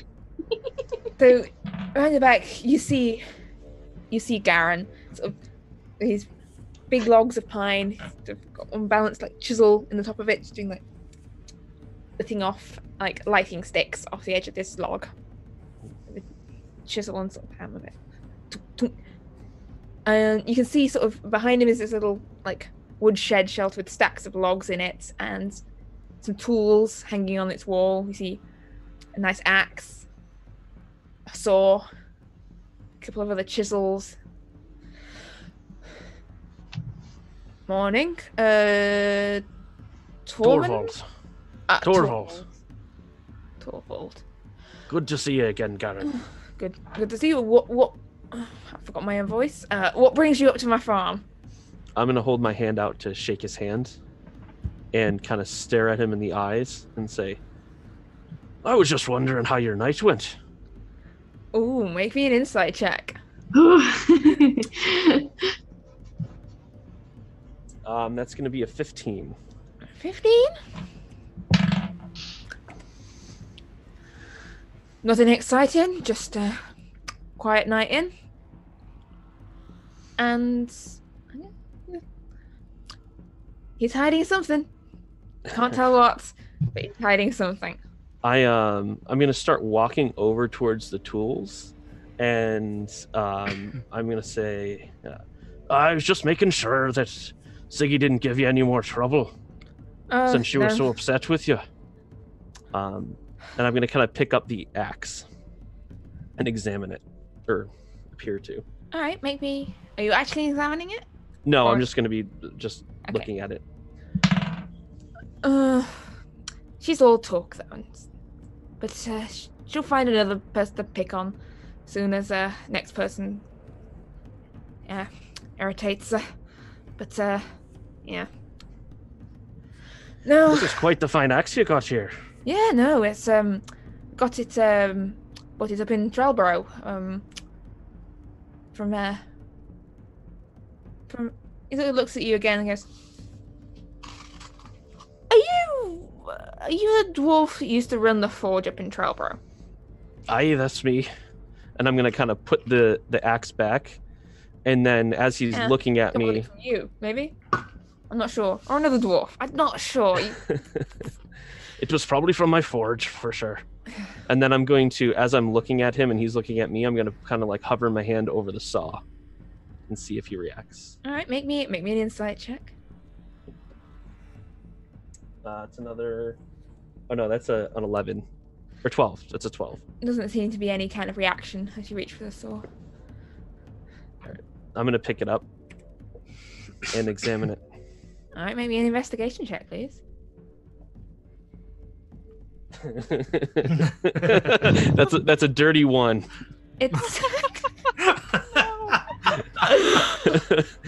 Torvald the detective. It's a saw. It's quite a nice saw. You think you probably made this saw? Mighty fine saw you have there too. Nothing notable about it. Yeah, no, I think that was Catler got it up from many years back. Bought it up. It served me for a long time, that saw. Yeah, but it's been a while since I've been up to Trellborough, you know, since what happened up last time. You know, with the raids and all. I'm gonna hand this. I'm gonna hand this saw to Ira. And say, "Isn't this a mighty fine saw?" Yes. I don't look at saws very often. I'm not sure how to determine whether it's mighty fine or not. Well, you could look at it a little bit closer. Sure. I can kind of tell you what to look for.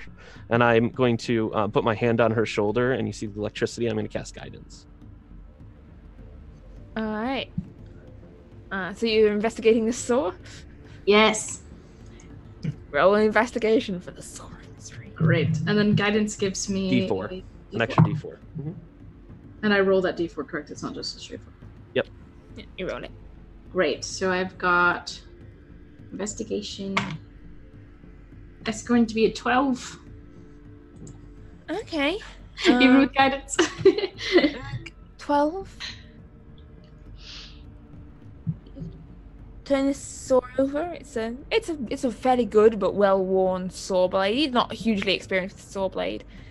The only really notable thing about it is there's a small bit of dark hair caught down towards the handle of this saw blade. Okay. I'll go ahead and take that off the saw then. I'll try to do it like, can I do it like stealthily, like not show? You can sleight of hand it off the saw. Yes. Yes, you can. Thank you. That's what I plan to do. That's going to be a 9. 9? Yep.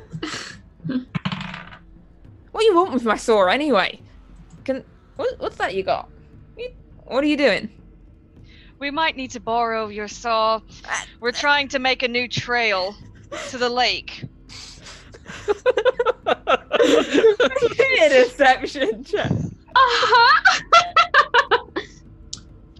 Oh my goodness. Oh god. I don't. Oh, that's a 3. That's a 3. Look. Is this some kind of prank? Did Saffron put you up to this, or? Why do you say Saffron? Pardon? What makes you say Saffron? Put us up to Because it. she's a irritating little. There's no polite word to finish that sentence with. She's just quite annoying, and look. She was bothering around this place yesterday, asking if she could borrow tools to make a rocking chair. I said no. Like, that's my saw. I've had that saw for 20 years. I don't just lend it out to people. I want to see if he's saws lying. end up with being people who don't own saws. Maybe an insight check on which part of the whole of it? Or which? Yeah, like just in general, but yeah, that's a 9. I mean, it seems to be fairly truthful with what he's saying. He seems to be very protective of his saw. Well, we're having a town meeting, and we'd like you to be there. Yeah. Right. Let me just finish with these logs, and then I can be down there. Sure. Bring Katla and my name Modi as well. We'll wait for you. All right. I'll be down in half an hour or so. That sound all right? Yeah, we're actually going to go with Magni and Modi to check something out real quick, so you've got plenty of time. We'll have to gather everyone else as well, so okay. No rush, but it'll be happening soon. All right. I'm gonna go over to Ira reach out for and the say, saw. We may need to borrow this. I'm not going to attack trees with my hammer. You're not clearing a trail. Like that. Like, I don't know what you're up to with that saw, but I'd rather no. Can I have my saw back, please? No. We'll bring it back, or we'll give it to you at the town hall. You can give it back to him.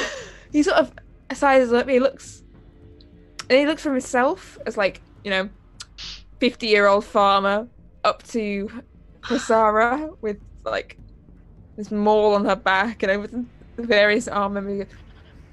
You bring it back, right? Of course. All right.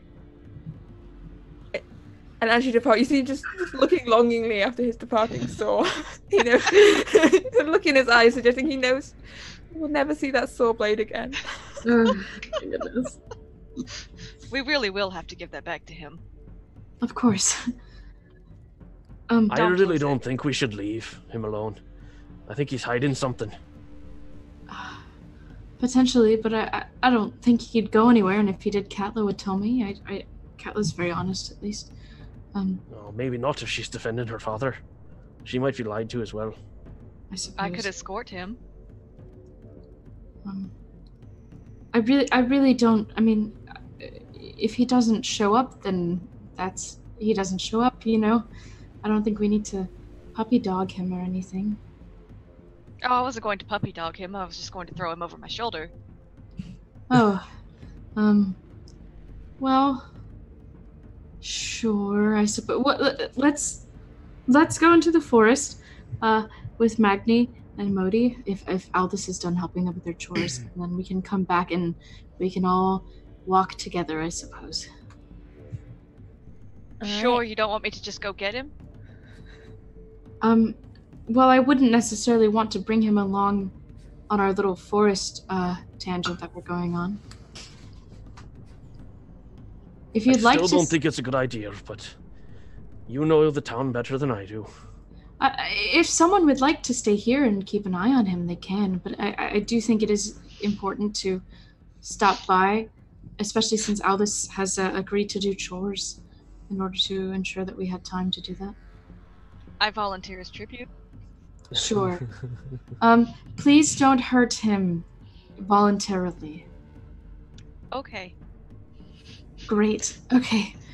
Adair's going to look at her and say, "Don't kill them, and we'll bring you 2 fish."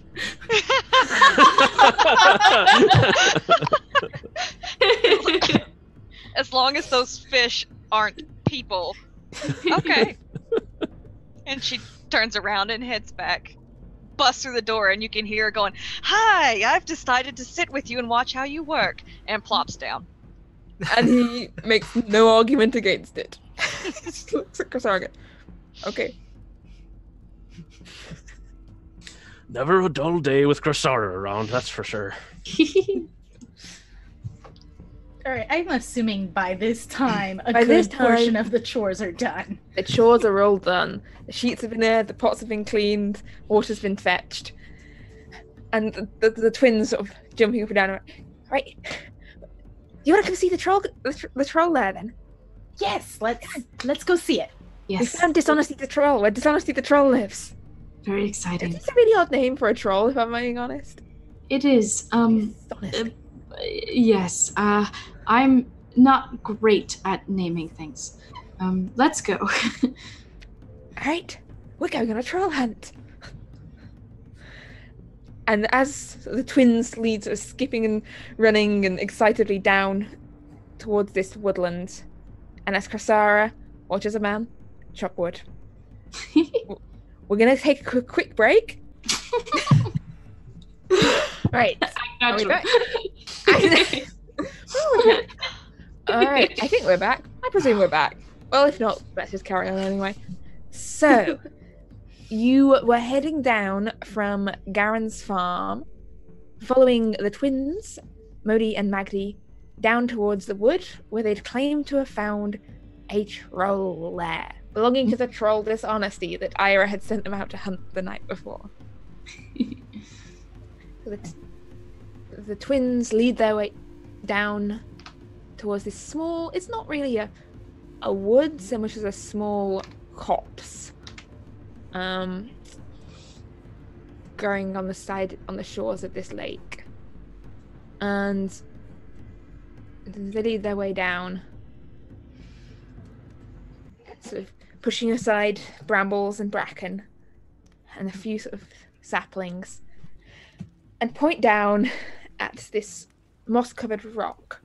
And just sort of underneath the edge of this rock, in like a small bit of sheltered pocket, it seems someone has dug a small hole. About, this big. Across. And the twins look to each other, nod, and then look at you proudly and go, "See? Troll there." Oh. Very, very scary. Have you seen... Good job finding it. Yes. Have you seen the troll? We scared it off. Oh, you scared it off. Yes. Adair, perhaps could you, are you able to change into, something and investigate that hole a little further? Is that something? How big was it again? About this big. Sort of 2 feet. A little less than a yard. Don't bring yards. A little less than a meter? Don't bring... There we go. Yes. A bit less than a meter. Okay. So 3 feet. We're good. I say more like 2 feet, actually, rather than a meter. Like, Okay. that's 60 centimeters. So looking at Ira and kind of giving her this I'm happy to do it because you asked, but how dare you ask me such a thing? While he's doing that, I'm just gonna squat down and peek inside. All right, you peer down this hole. Maybe a perception check, please. I like all this better already. You said perception? Yeah. You're looking down a hole. 6. Turn that back on. Dark hole. Dark. I don't see much of anything in there. I stand back up. Let me take a look. I'll take a look in there. Look down the hole. Make me a perception check. That's going to be a 13. Well, it's definitely dark down there, but as the light shines in, I have dark vision too. Perfect. As the light sort of in the dim light down this hole, if you get your head at just the right angle, you can see someone seems to have shoved a sort of box down the bottom of this hole. Looks like a chest. Can I gauge how far down that is? You reckon it's probably about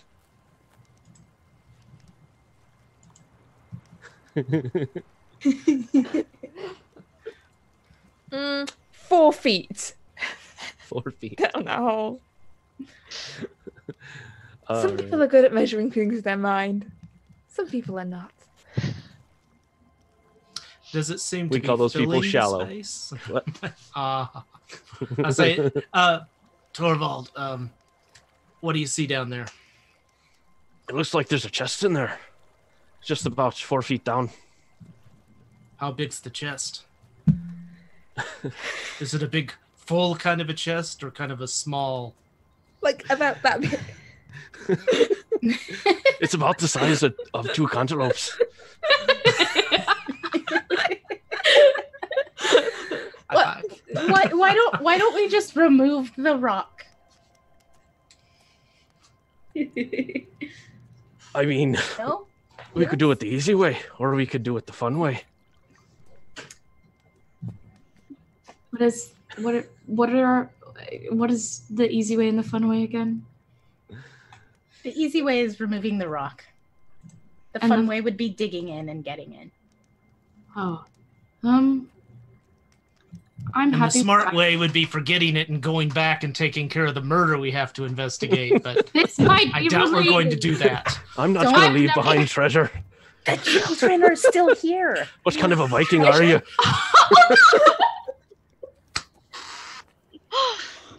Well, she's been telling everybody as he points to Ira. Murder? I'm under a lot of stress. Murdered. It is not Also my treasure. fault. Yes, there's treasure. Oh, can we ask for the treasure? Can we see the treasure? See if we can get the box out It's the hole. inside. Yeah, it's inside. Maybe you can fit in there. Me? No, one of the little kids. I'll hold you by the ankles. Or actually, yeah. Sure. Yeah. That sounds fun. No, can I do it? Can I do it?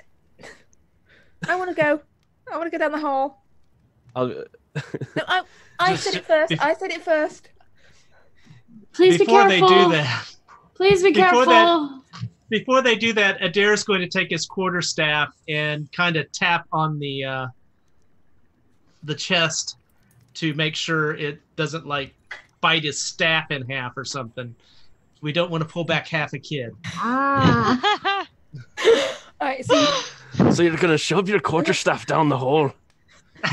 and give it a firm tap. Someone is dead. I swear. Anyway, We're turning into DM, party does foul. anything Stop. Crashing. We were meant to be the sensible ones. Party foul is at 7 p.m. If you want more of this. If you want more people giving holes a firm tap, that's the show for you. Anyway. Yes. You stick your quarterstaff down the hole. I didn't say this. you did this. Now, no matter how you explain it, it's all on you. Make sure you hit it right between the melons. I didn't even bring melons into this. You hear the thud, thud of wood hitting wood, and then you hear of a small sort of explosion. You watch it's just rising out the hole. You see this faint sort of hints of this sort of greenish, gaseous substance rising out of the hole. I'm gonna hold my breath. The kids back away from the smoke stuff. The I'm children gonna move back. Do I notice any kind of acrid or sweet or any kind of smell? Maybe a perception check, please. You're gonna smell the gas. No, I'm not going. You know. Besides, you're healers. I'm okay. That would be an 8. Oh. Just because you aren't brave enough to try it now. It's just kind of leaf. You can smell leaves and forest around you. It's nice to be back in a forest. But Okay. no particular smell from the strange gas explosion. Is it a thick thing or just kind of a little bit wafting up? Or Dissipating. There's still some fair bit down the hole, but most of it seems to be just dissipating out on the breeze. Seems perfectly safe, Torvald. Go ahead. Oh, can I go? No. No. I'm sorry. Hey, I helped you get your chores done faster. Okay, yeah, you did. All right, I'll take a look. I'm gonna hold my breath and try to like reach down into the hole and grab the chest. So you're trying to grab the chest and pull it out. So the hole being 4 feet deep. How tall is Torvald? Torvald is 5 feet. Okay, so you're going head first, feet first? Head first, and I'm gonna reach my arms. Is someone holding your ankles? I will grab his feet as he dives in. I didn't say I dove in. Right. You did now, but I'm not very strong. There may be a strength test. Torvald, make me a Constitution saving throw. Okay. Now, is this raw strength, athletics, or what? Athletics, yes. Oh, sorry. thank God you got a that's chance. That's going to be a 14. All right. That's going to be a 21. Yeah, man, Actaea, you give me a fair hold on Torvald, you're not dying. But you get down, you've got sort of this box that's sort of rested at the bottom of this hole. You can get a fairly good grip on it. It's not sort of wedged down there, it's just sort of been placed like down this hole. You've got a good hold on it. What's the plan? All right, pull. I'm gonna. So yeah, with the 21 athletics, I'll say Actaea, you keep hold of Torvald, and you can just haul Torvald and this box up out of the hole of poison. And you are now in possession of a box.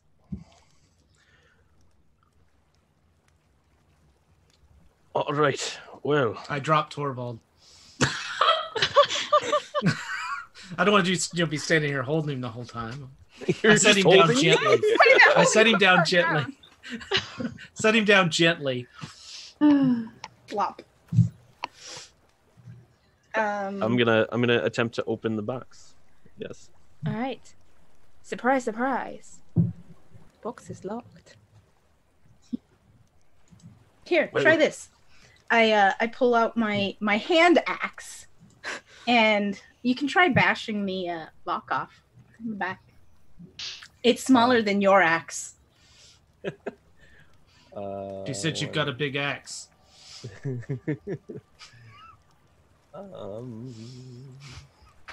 Trying to see if I have a crowbar. I don't have a crowbar. All right. Well, I'll stop.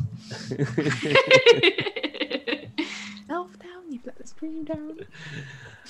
Adair, we're gonna have to ask you to stop. I'm gonna take the axe and attempt to smash the lock off of it. All right. Make me an attack roll. 15.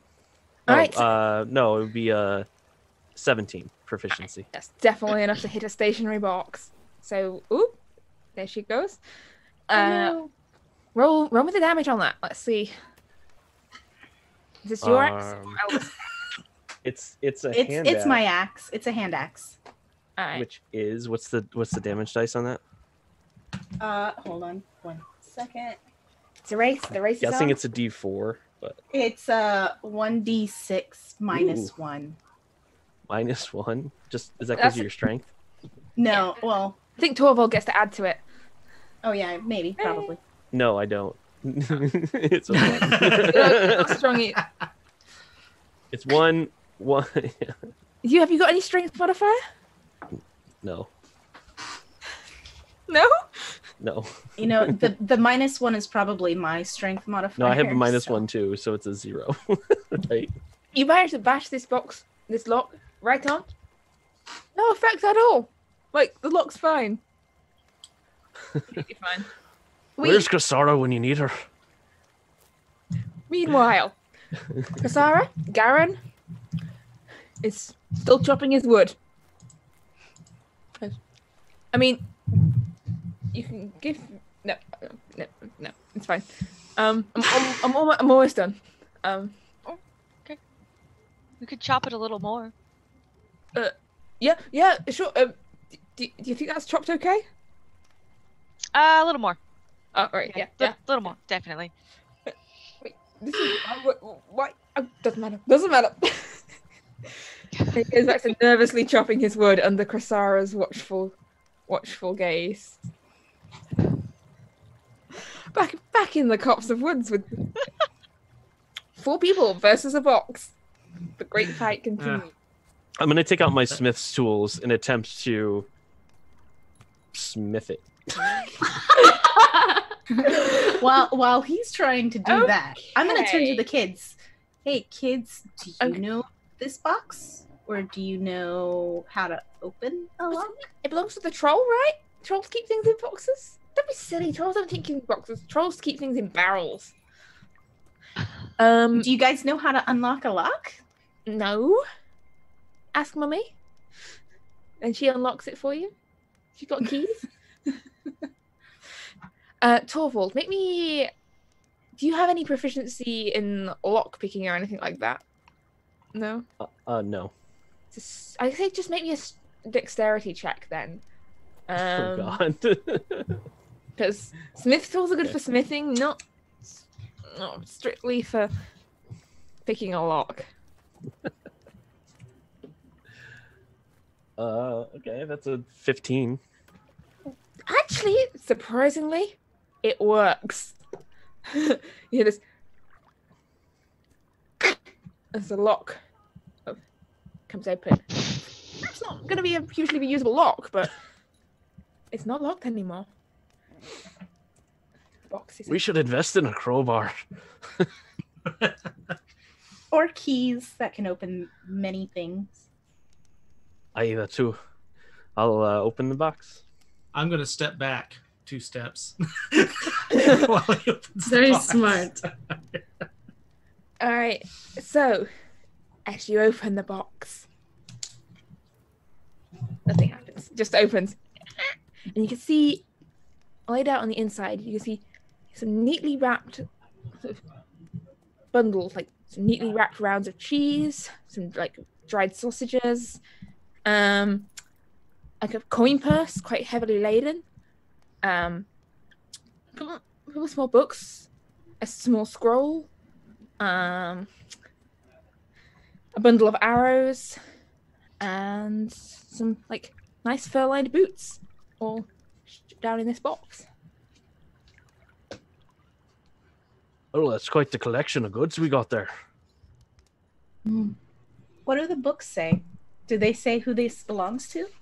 All right, so you pick up one of the books, and you see it's listed as A Visitor's Guide to Isfjell, informing you of the local customs and mannerisms of the Ishvellian people. And you see the index listing everything from home life, raiding, bloodthirsty battle spirit, And This is trash. I The throw it second- over my shoulder. the second book appears to be some kind of dictionary, which I guess is a very rare occurrence to see in a place like Trelvero. Like, dictionaries haven't really caught on up here, but you can definitely see it has listings of like common words and then this curling, twisting script that you don't recognize. Can any of you read this? I'm gonna attempt to read it. Yeah, I mean, I'll look at it. I mean, taking a look at it, anyone who's attempting to read it, make me a straight intelligence check. Intelligence. It's gonna be a 7. You just got negatives in everything. I've got No. 17 plus 1, so 18. I got a 5. I got an 8.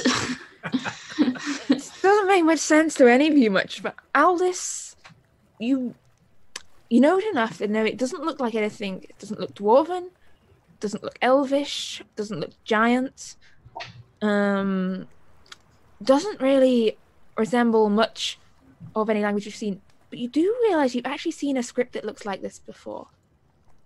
This spark of memory, and you remember the armor that you found, the remains of the armor that you found in the actual Troll's Hoard the day before. And this script resembles the script that you saw engraved on that. Oh, hey. Do you still have that armor? I haven't carried it around. This writing looks like the stuff on the armor. I'll take out the breastplate and kind of compare it. And you can hold up this breastplate with this jagged troll claw gash down the center of it. And yeah, it's the same script. Slightly more ornate and stylized on the armor than it is in the book, but yeah. Maybe this belonged to the adventurer that went in to try to kill the troll. Possibly. How old's the food? Maybe an investigation check to investigate this food. Yeah, health and safety, food inspecting check.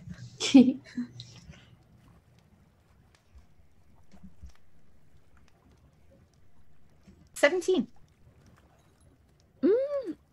Most of it seems fresh, or like as in not fresh, but as in it's within its use by sort of recommendation. Like it's hard cheeses, hard like preserved dried meats that are designed to last a long time, well wrapped. Most of them look fairly mature, but a couple of them look much fresher. Like there's some sort of hard like dry bread biscuit stuff there that can't have been there longer than more than a couple of days actually. Actually, this food's pretty new. Are Magni and Modi still beside us? Yeah, we're still here. Magni? Is the treasure. It's kind of.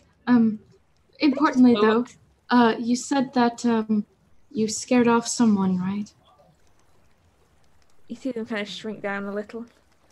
Well, it wasn't really a troll. Well, who was it?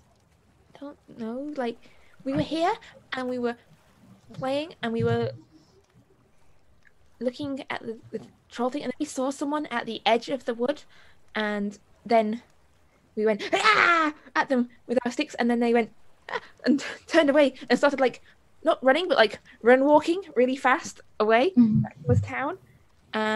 But then we saw a really cool snail, so we kind of lost sight of them. Do you want to see the snail? I actually really do. Yeah. All right. I think I left it over here. It can't have got far. Excellent. I think it's moved. Wait. Snails are very tricky and actually faster than you think. The snail ran away. Right. We'll be back in a minute. We just gotta. I think. Yes. I think angle of the trail. I think it went this way. Stay within yelling range. Sure. Excellent. As they disappear off on the snail hunt. I'm gonna take a look in the coin purse, see how much is in there. Okay, so now that the children are gone, First of all, the coin purse. so we're thinking that this is the owned by the people who we found in the troll cave. Possibly. I'm gonna take a look at the coins. Yeah, so as you count out, you find inside this coin purse, there's about 50 gold pieces, which is, that's a lot of goats. Along with 7 silver pieces and about 20 copper pieces. So 50 gold, 7 silver, 20 copper. And 1 strange looking coin that doesn't look to be either silver or gold. It's not round like the coins you use, or round-ish like the coins you use in Isfjell. It's sort of hexagonal in shape. And doesn't have numbers you recognize in it. It's printed on one side with the symbol of a ship. Do I recognize it? With a star. No. Interesting. It's not like the other coins. There's a mixture of like Isfjellian stamped gold coins in there. Mm-hmm. Most of them. A couple of them are not Isfjellian. There's a couple of sort of Chaldean coins, and so they're all standard gold coins, but stamped and marked by different kingdoms. So there's some Chaldean coins, Elbreth coins, even one you see marked with the crest of Chorus itself, one of the gold coins. Interesting. But this hexagonal coin, it's not anything you've seen before. Can I tell what kind of metal it is? Make me a investigation, I guess. Okay. Yeah, investigation. A metaling check. Do I get advantage? You get proficiency. You can have proficiency if you don't already have proficiency in investigation for being a smith. So yeah, that's gonna be 5. Something weird. Weird metal. Not the same weird metal as the armor, but weird metal. All right, I'm gonna hand out gold pieces to everyone. I'm gonna give everyone 9 gold pieces, except for Ira, who I'm gonna give an extra 5. So she'll have 14. And I think that's the right math. Well, are you including the children? Math. I'm going to give them silver. They're not here right now, but I'm going to give them silver. What about Chrysara? She's not here. Oh yeah, I was going to give her some too. I'll just wait. We'll do that later. We'll divvy eventually. We'll do that later. When we're all together. We found the snail! Oh, it's good. Excellent. Yeah, look, it's got like brown and like bluish on it. It's really cool. I'm gonna go over to each of them and give them each a silver piece. Okay. Here's your finder's fee for the treasure. That's a great job. Get a whole silver each. I can start saving up. Like 9 more of these and I can buy my own goat. That's now true. You just make sure you take care of those goats. Yeah, we won't let any trolls eat them. We'll defend them. Yeah. All right. Well, we should probably be getting back. We can take a look at the rest of this later. I want to come see a fairy castle. You've got a fairy castle. Yeah. Or do you want to see where like there's a yeah, it's down this way. Do you want to come see the fairy castle? And the dragon's lair and maybe some other time. Yes, I think we best be getting back. Yeah, oh yeah, because you're gonna have murder to solve. It's not really a murder, right? Is there? We'll head back now. You want us to come with you? Yes, please. Okay. Your mom's probably got some fun games for you to play. Or for lunch. Chores and jobs. Hey, I helped you with your chores. They got done a lot faster. Chores. Like, vegetables need picking, weeding needs doing. Like, at least we don't have any goats to milk. Yeah, It's all dead. but what time is it? It's I'm still morning looking. at this point. We're probably only like a few hours in the morning, but it's probably I'd say it's over half an hour since. I'd say coming up on an hour since you left Krasara to supervise Garen. At this point, Garen has finished chopping all of his wood. He looks at there's no more. I've run out. There's no more. Can I? What are you chopping all of this wood for? The fire. Winter's coming. Do you build boats? No, I'm a farmer. Okay. Just stack it up over there. I'm sure they'll be back soon. I mean, in my wood, I do this normally. Like, I don't usually need nothing. Okay. All good. Shall we go down to the exchange hall? Yeah, we might as well. I'm growing bored. Yeah. Are you taking my who's got my saw? They took it. It'll be back. I told them specifically not to lose it. It really was quite expensive. Yes. Right. So are bones. Should we head to the hall? Yeah. Awesome. Let's go. Follow. You lead the way, please. This way, Katla.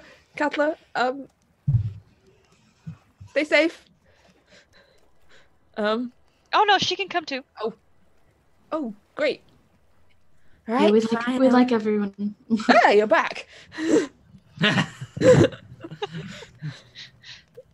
Good. We were just fixing to head to the Great Hall. Yes, hello. So we thoroughly investigated the Underneath the trolls. hearth. If she kills me, the will's underneath the hearth. Okay. Nothing.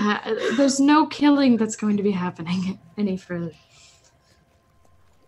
Any further? Ida. Watch what you're saying. So I'm now going to hand out. I'll hand out 9 gold to everyone except for Ira, who gets 14 gold because maths.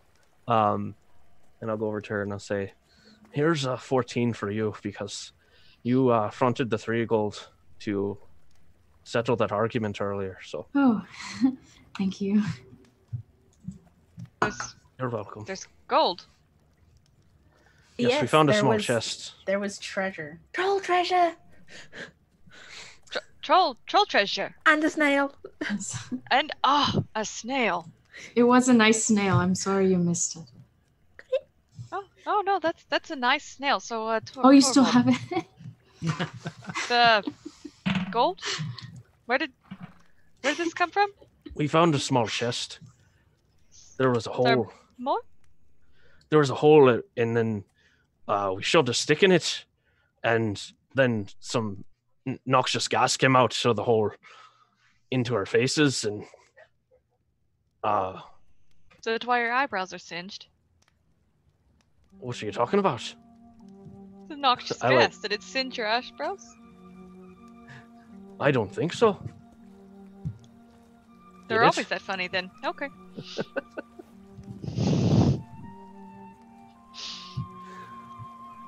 Well, that aside, we should probably get going.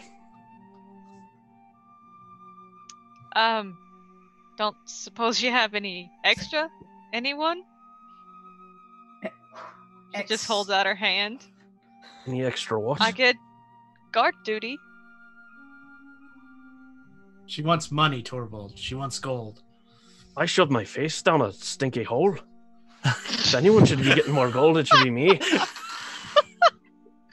Well, if I know you, you probably volunteered.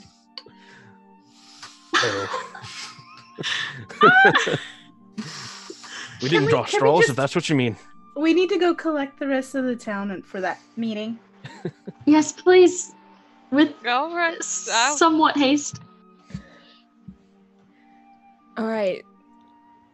This isn't over. She So whispers to Torvald. So you head back down to town hall. There's a few people saying milling around looking very confused.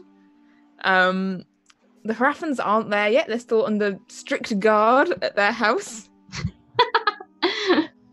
You see a very smug-looking goat sort of standing in the middle, just not telling anyone what's going on. Just giving like a nod to everyone as they come in, like, yeah, I know. You don't know. You see Elanthrus the drow, Felix, who is a local petty wizard, Leaf, the owner of said talking goat. Owner being the debatable term, really. And you see Yaron and Saffron, the storyteller, and his apprentice. As sort of you enter with Katla and Garen and the twins, Yaron looks up and goes, "Excuse me, what is going on, may I ask?" Okay. We have an important thing that has occurred in the village. It's a murder! Oh. Was that one of the kids? Oh boy. No, there hasn't. Not yet. Yes. Hello, everyone. I was hoping to break the news, not so bluntly. But kids will be kids. Unfortunately, I wanted to inform everyone that Siggy, one of our ravens, has unfortunately passed away, and we believe Siggy Harfen. She's dead. Yes. Where are the rest of the ravens? They're grieving. Anyway, not important. So we are investigating because we believe that it was an unnatural death. We believe there was foul play. So, to the word you're looking for is murder, right? Elanthrus leans forward. Sure. I think that's gross. Call it what it is. I'm pretty sure that's gross. Murder. Yes, I'm not sure what exactly do you call a large gathering of ravens. There's a word for it. It's coming up on the top of my head right now. I believe the word is annoying. Typing noises. Typing noises. Right.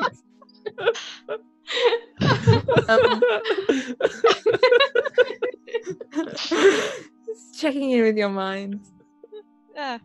Google of his mind. Hold on, I'll say a few prayers and ask my God. The greatest mind, the great god, the elder god, Uriell. But Chad is saying it's a congress. A congress? A congress? Granted, it was James that said that, so I don't know. Or unkindness. One or the other. But yeah, with ravens, it's different than with a murder with crows. Right. It's called an unkindness. It's an unkindness, a treachery, or a conspiracy. Anyway, someone is dead. And I'd like to know. The conspiracy. You don't get that on Party Foul. You get some education with your jokes. We support each other. We don't. It's not a competition.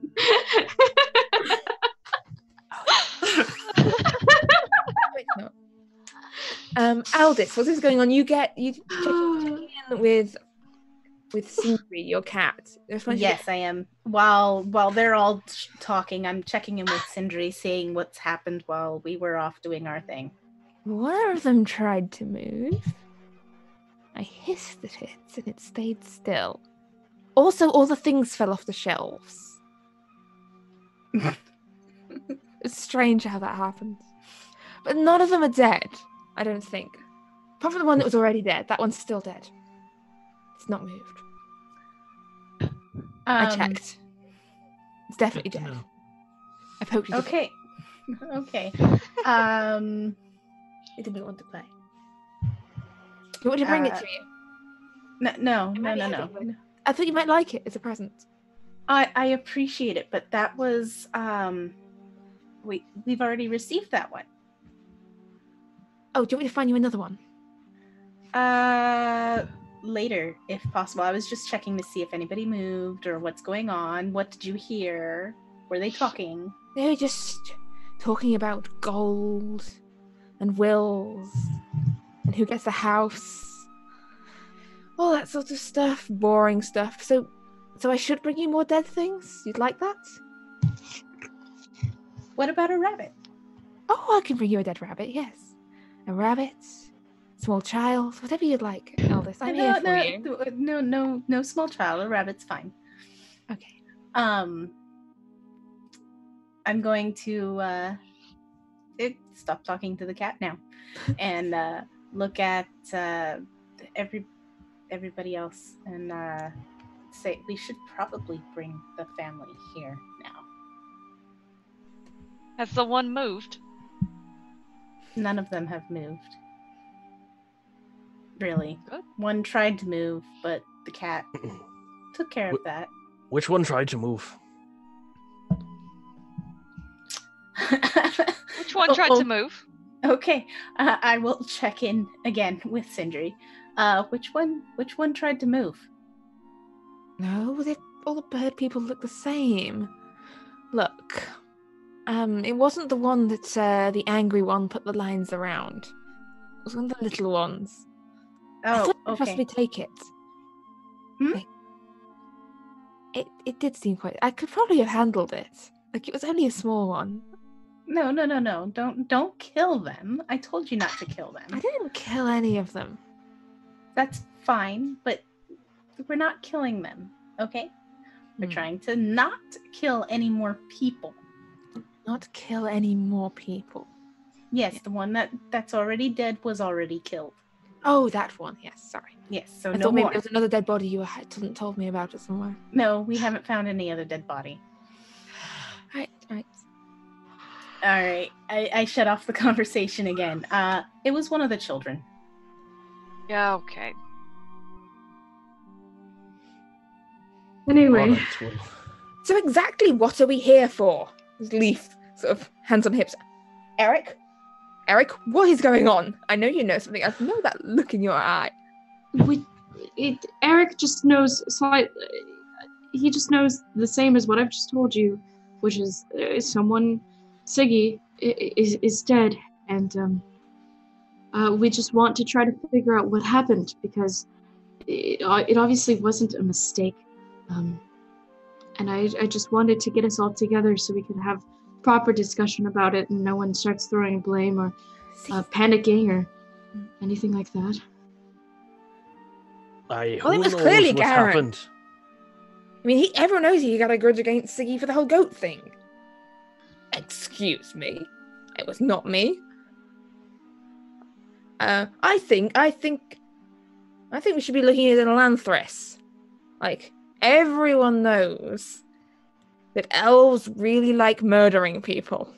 Alright, enough of this.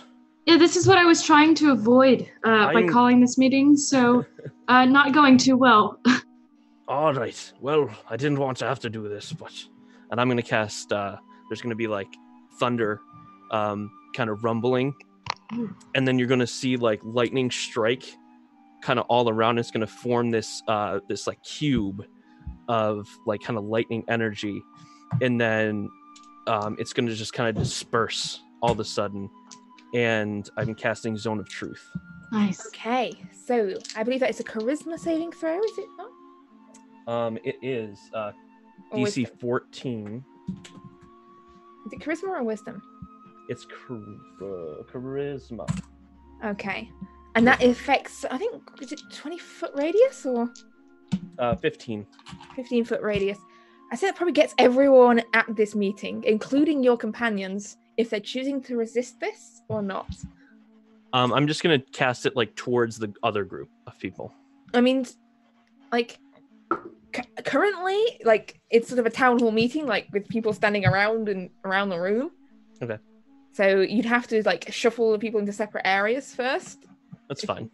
Or it would just affect everyone in this radius. I won't fight it if it's cast on me. Cassara won't fight it either. Adair and Ira?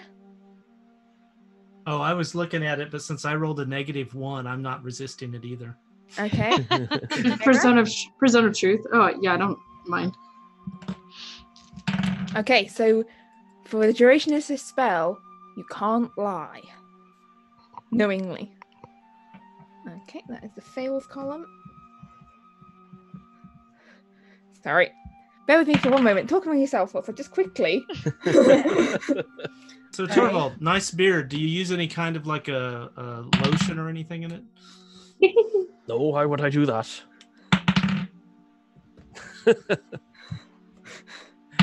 So does I'm a anyone dwarf, know if we're I'm just getting like my this. boat?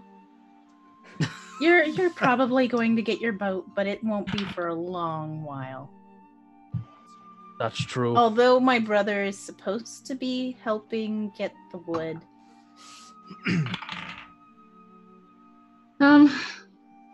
So maybe it'll go faster. We can hope. Where Torvald, are can you? I braid your beard? It's already braided. You want to braid it more? Mm-hmm. Something I've always wanted to do. Where would you be taking this boat, by the way? Oh, all over. I'd like to sail back to Dinvala at some point, but Oh, I'm not sure if I regret casting it on you or... Not sure I really want you to know that you wanted to braid my beard. Well, I mean, it's luscious. Honestly, I think I would want Aye, to it braid it is. too. Okay, so Torvald, you know that of the named NPCs, there are of course random farmers, 1 to 12 in this room. But, you know, let's leave them out of this for now. Of the named NPCs, everyone has failed apart from the twins,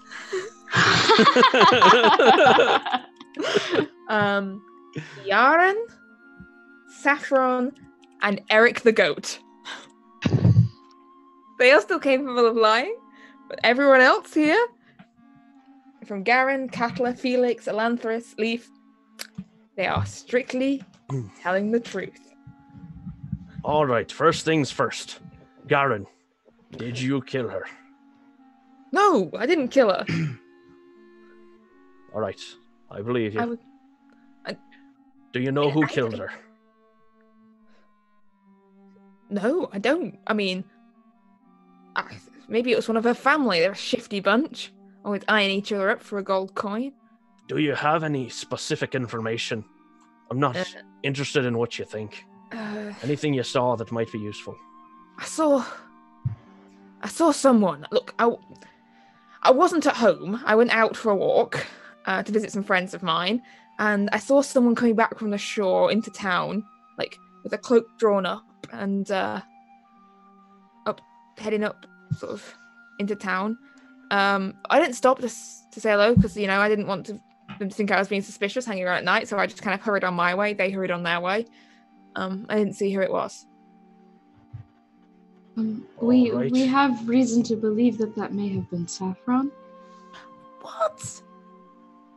Oh, yeah. You spoke to Kieran, did you? Yes. Oh yeah, Torvald, you know who's failed. The others, the rest of you don't, by the way. Yeah, that's kind of embarrassing. So I didn't want to bring it up before here, but yeah, I went to visit Kieran, and then I thought, then I went back. She looks over to Kieran. I'm sorry. He's I know he seems like a really annoying raven person, but actually, when you get to know him, he's quite sweet. I'm gonna gauge if she's telling the truth. Maybe an insight check, please. Oops. Oh, that one. Hard to tell. Nice. She seems like an adept liar, maybe, or maybe she's just really honest, or maybe she's telling the truth. Maybe it's hard to get a clear read on her. Really hard.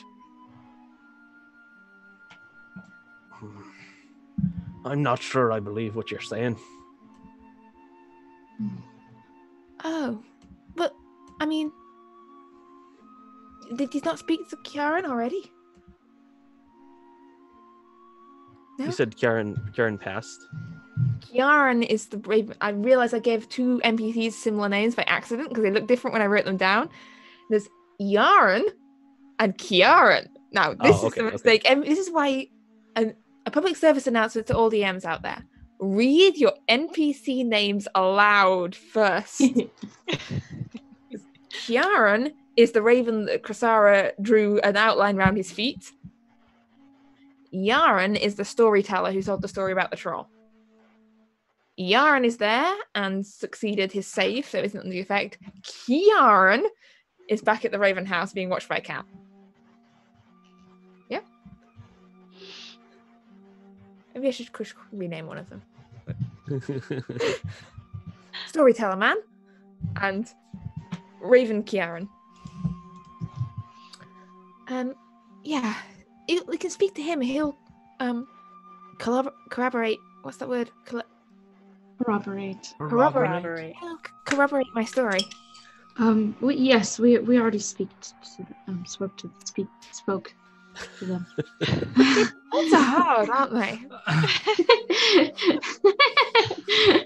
Words are. I accidentally cast the Zone of Babbling. The Zone of Truth.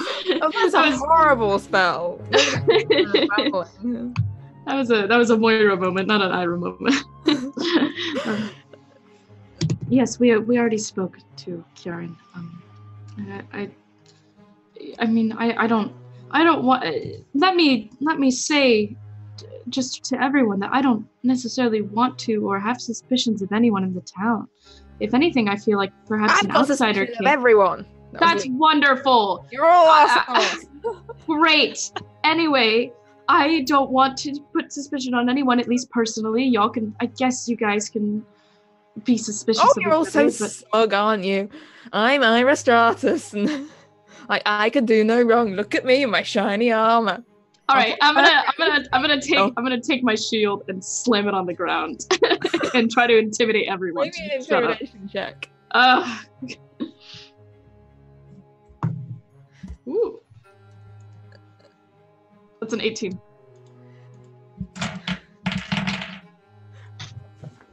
You watch a silence falls amongst the villagers. Sort of nervous silence. They all look slightly nervous, apart from Garen, who looks bloody terrified at this point. Siggy is dead. Someone killed her. We don't know who. I don't want to think that it's anyone in this village, and I don't want any of you to think that it's anyone in this village either. But it's important that we figure it out, and therefore I called a town meeting. I'm here to protect you guys, and I've been here for you all, and I want you to participate and be respectful.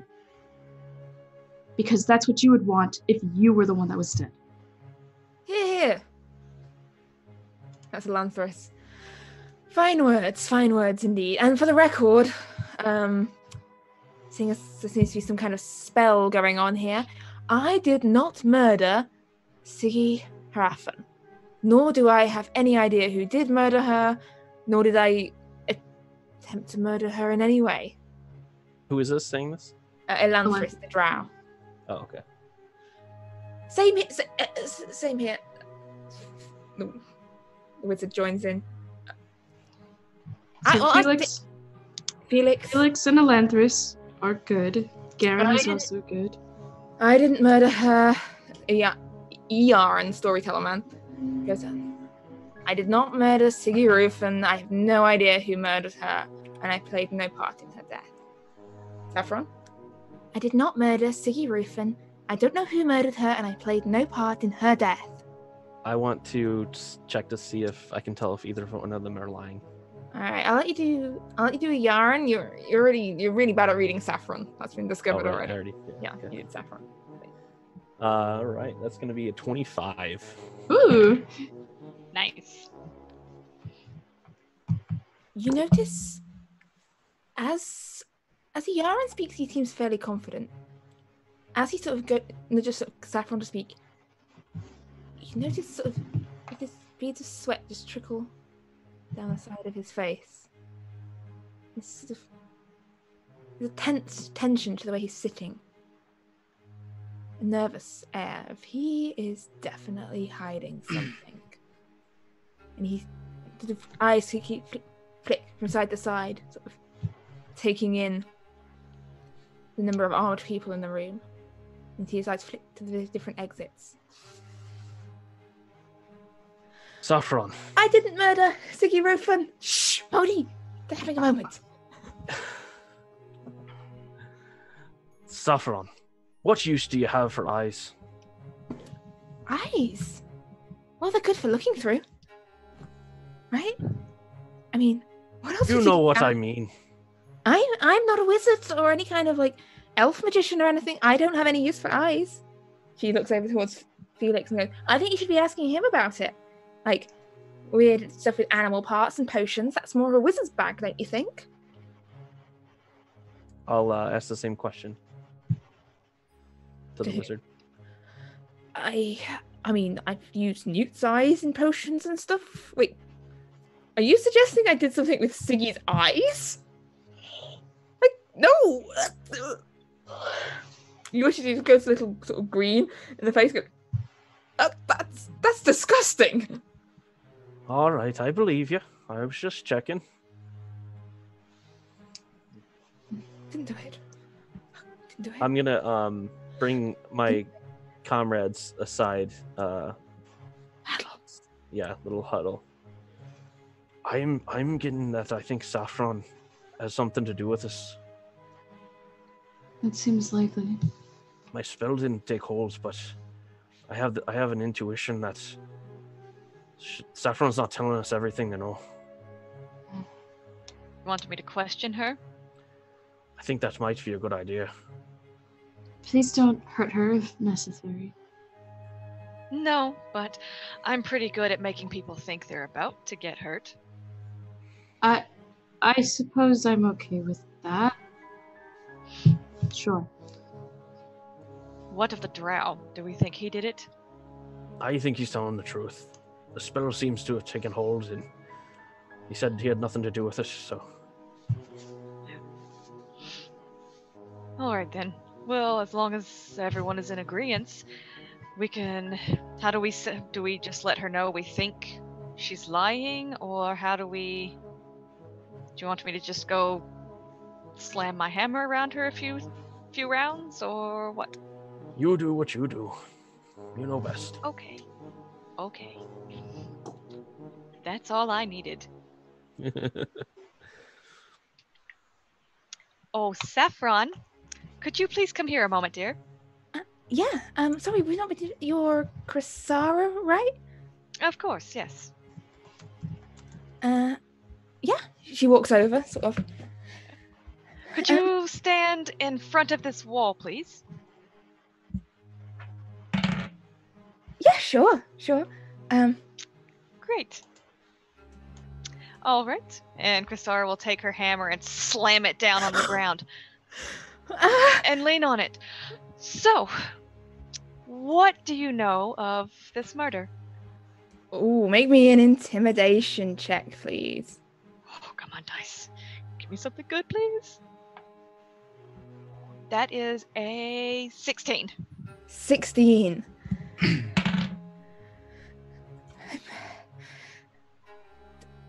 She looks... There's abject fear as you see she glances, her eyes flick to Yarn, storyteller, flick back to Crisara. I don't know anything. I don't know. I don't think you're telling me the truth. If you know something, it would be in your best interest to tell me. If it is someone else, they can't harm you. It's not... I can't... It's not safe. Trust me, it's very safe. No one's getting past this hammer. Her eyes flick back to Yarn again. She moves to stand in between the two of them, blocking the view of her and her view of him.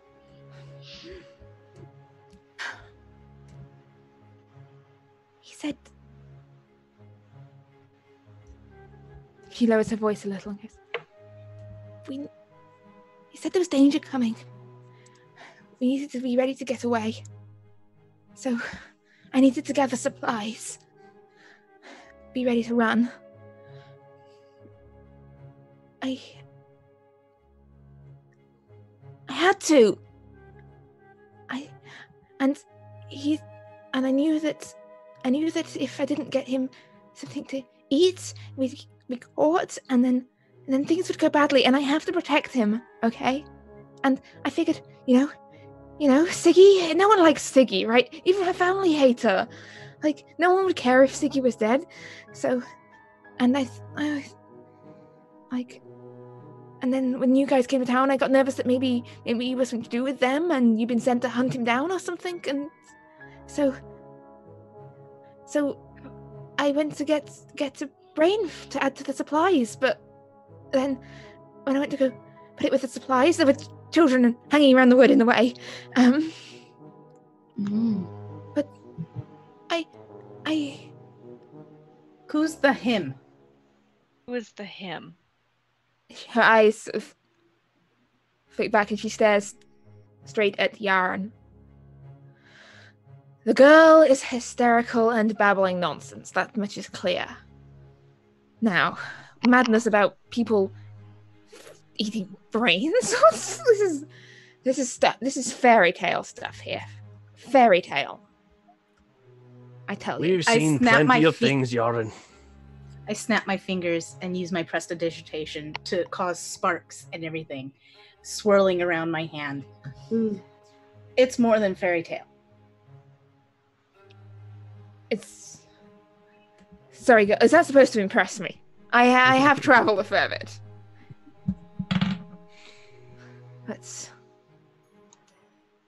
look, she's making up stories. If she did kill this Siggy woman, which I'm not sure she did, but if she did kill her, then it was clearly some delusion of her own mind that made her do it. Some demented sort of thought process that led her to take a poor woman's brain. Like, who would do such a thing? I think you would do such a thing. Yeah, I don't trust what he's saying right now. I can I use my insight? Yeah, maybe an insight check.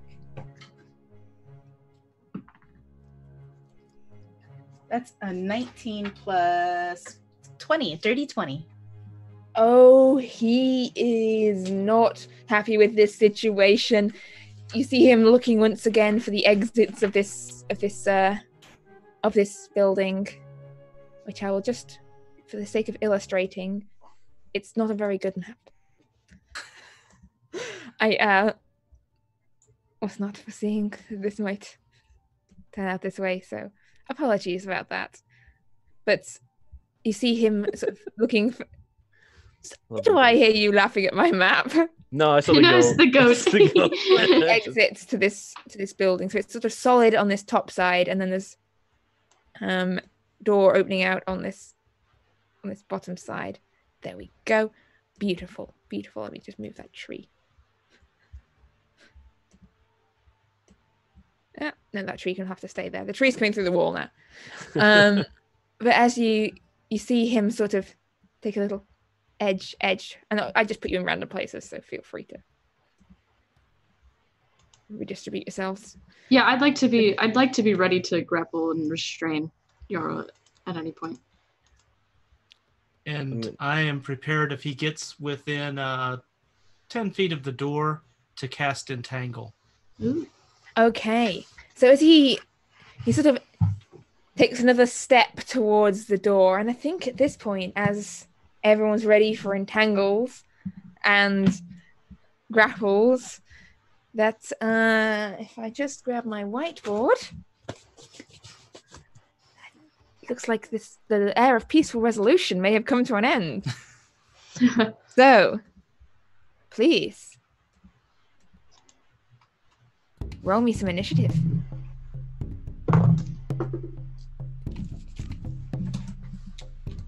Right. Anyone above 20? Definitely not.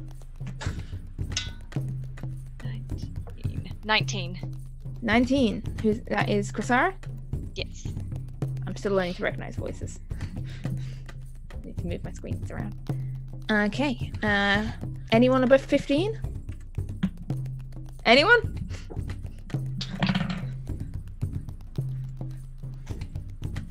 Okay. Anyone above a 10? 13.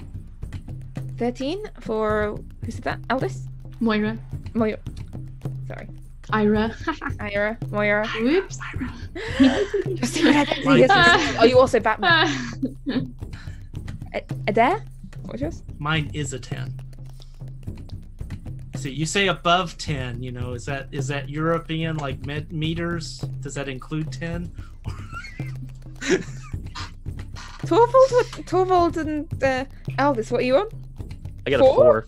I got a 4 as well, so but I have an initiative of 1 plus, so I got a 5. Yeah, that's a 5 from Aldous.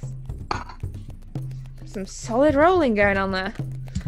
Where should I put those villagers? Okay, so as you see him take this shuffle towards the door, I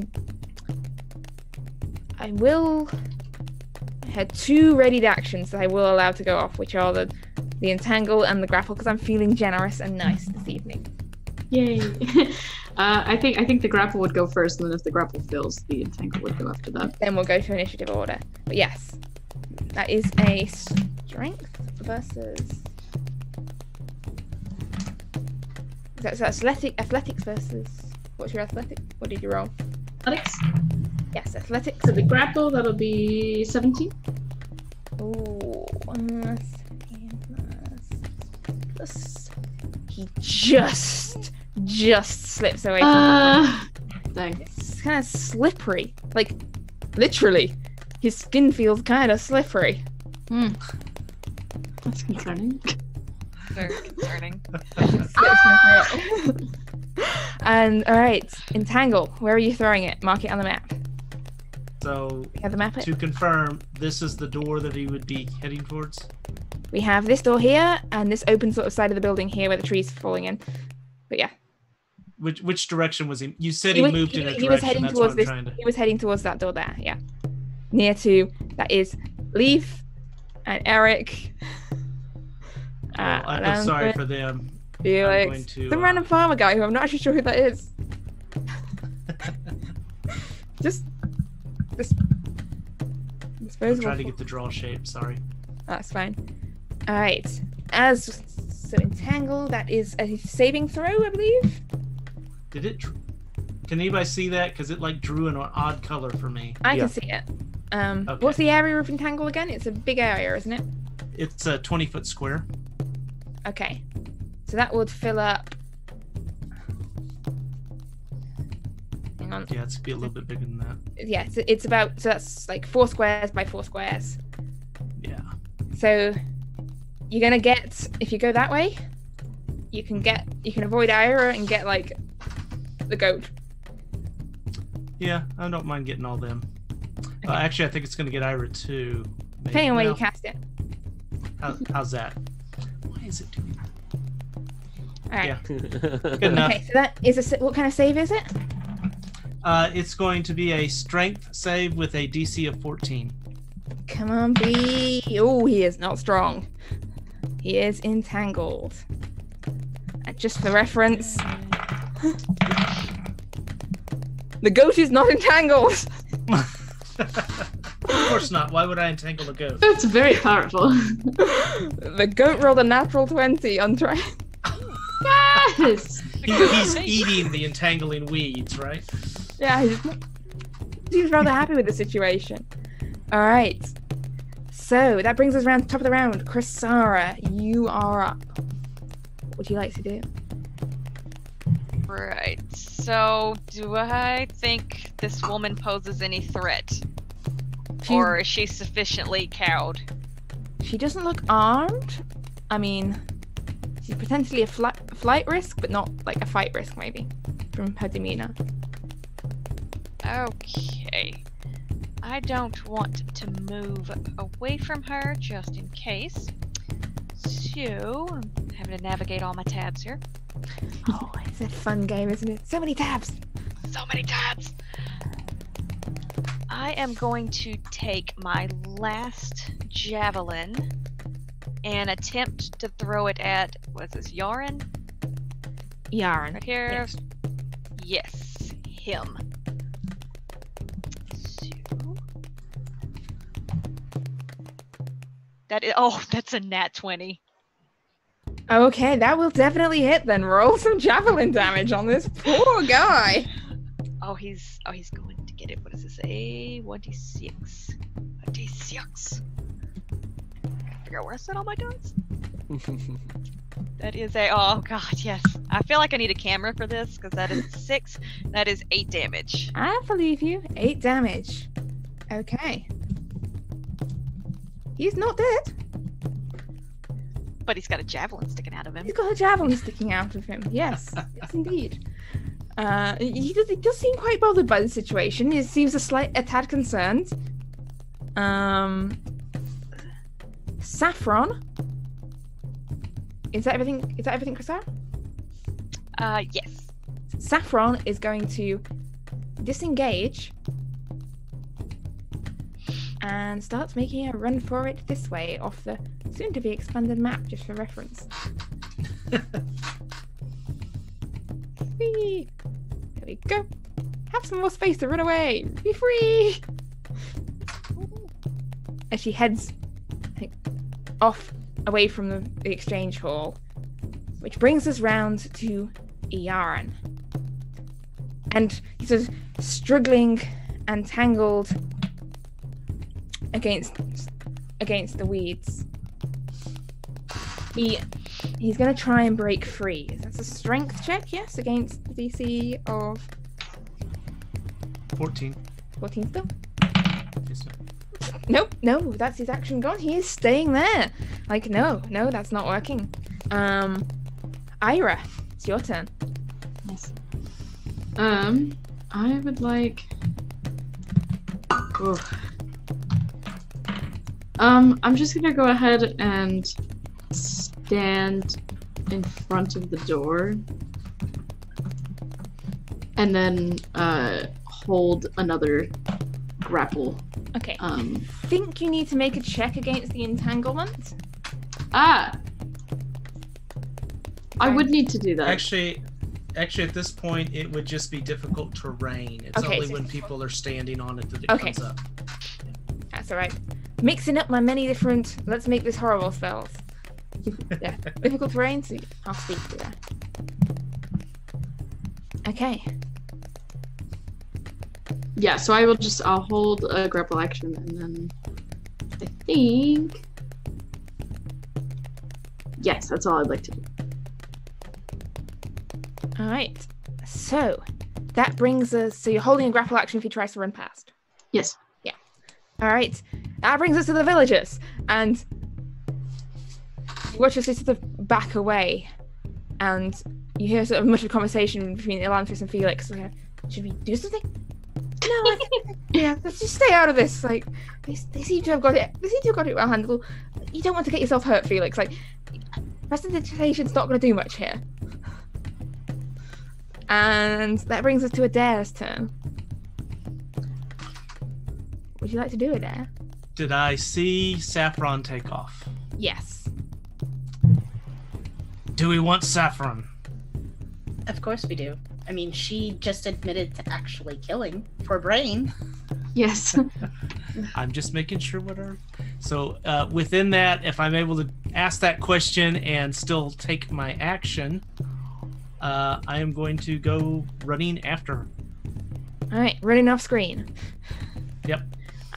I'm addicted. Hey, you sent her out the room. I know. Yeah, I know. This is why Jade hates me. I always do this. Did this back when I was a player. There's a map! Alright, so you... I didn't split the party. The DM split the party. Okay. Alright, so you go running after her. You'll be able to catch up. She didn't get very far. Okay. In that case, I would like to attempt to grapple.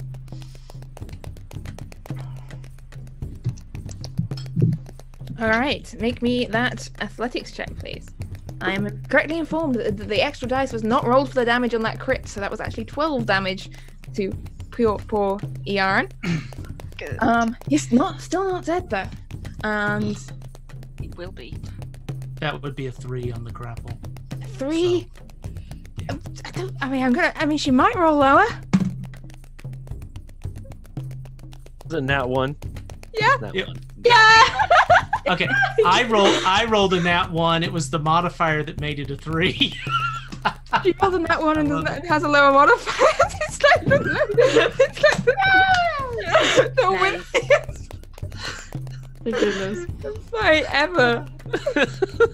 we look over there and we just see.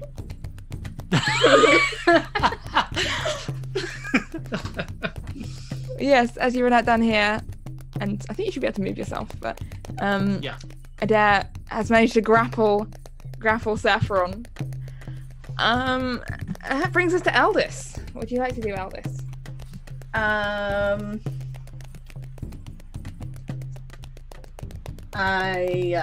I'm looking around and seeing that there is a lot of people around, and I'm actually a little bit scared to do anything really. So I guess I pull out one of my daggers and throw it at what's his name again? Yarn? Yarn. Next time. Yeah. Yeah. I'm gonna throw one of my daggers at him. Get him. All right. Roll to hit. 10 You have advantage, right? Yes, you Yes. have plus Restrained, so 3. yeah. restraint. So that's Yes, you have advantage if you want You to have roll again. advantage, so. Oh, nice. I've just checked. 19 plus 3, so that's 22. That's definitely gonna get him. Excellent. You got him. D4. And that's gonna be 2 damage. Oh. It's a little bitty dagger. Now got a javelin and an itty bitty dagger sticking out of him. One may be causing him slightly more pain than the other, but who knows? But that brings us to Torvald, All right. waking up from his nap. I am going to, reach to my axe on my side, lightning energy, and pull out a spiritual weapon and have it fly towards him. All right. Hang on, one moment. Where would you like your spiritual weapon? Let's put it like right. I can't. Where am I not pinging? Oh, there. Let's put the spiritual weapon like here. Like here? Yeah. There you go. And One spiritual weapon. make an attack. Ooh. That's going to be a 14. 14. That will hit. This guy's not actually wearing any armor. No. Being a poor, harmless, elderly storyteller you're beating up. Oh wow. So that's gonna be 6 damage. Still not dead though. Ain't that weak. Are you ready to give up yet? Let me go. This is not necessary. Let me go and you all can live. I will toll the dead. Lightning bolt's gonna strike next to his head. And DC 14. Wisdom, yes? Wisdom, yes. That is a natural 20. All right. You're my special one tonight. And then I'm gonna move right here as well. Okay, stepping up to the plate. Alright, that brings us to the start of round 2. And up to the top of the round with Krasara. Zara is going to. Okay, so this green zone is the entangled area, but Yes, I'm that's still difficult going terrain in there. Okay. So she's gonna move to the edge of it. And then Are you sure you don't want to just give up? Run now before I have to do this. You should not be delving into this. This does not concern you. I will deal with Saffron. She has transgressed. I will deal with her. You don't need to do this. Oh, but I feel like I do. So she's going to take her hammer with both hands and raise it above her head and slam it down on hopefully his shoulder. Okay. That is an 18, so yeah. You have 18. advantage That's too. an advantage. Full advantage. You might get a 20. You might get another 20. Come on. 18 again. Ooh. I'll take it. I will hit this. Hits. All right, so that is 2d6. 2d6. That is a 5. Kill him before he rips our souls apart, will you? Yeah, I don't want to die. 9, 10. That is 11 total. Okay. Not dead. Just weird. Because Oh my gosh. you know what hitting with people with a hammer usually does, and usually if you hit an elderly storyteller with a hammer or like a maul, The story's over. the story's over. Thank you. Sorry. No. The fact that he's still standing. It's weird. Saffron is going to try and escape her grapple. And maybe down. And I think that's a contested one as well, isn't it? Still. Yep. That's a 12 on my side. Saffron is free! I knew you were going to say that. But I think that's... She's still there. She's just no That's longer her action. grappled. Yeah. And that brings us round to Yaren. He sighs. I'm sorry. I really didn't want to have to do this. You're good people. You didn't deserve this death. And he looks towards Torvald and Krasara and Ira, and out in a straight line about within that distance. In fact, all of you apart from Ira. So Krasara, Torvald, Eldis, and Actaea all in this ground. As you watch, as the face of Yaren starts to change a little. Like this sort of flicker across his skin as his illusion and magic melts away, peeling back from his fingers of this pale skin and giving way to this bluish green colored skin. Like the hair shrinks back off his head, and you notice his beard starts to change. The threads of his beard moving and lengthening outwards into this strange, not mouth, but set of tentacles.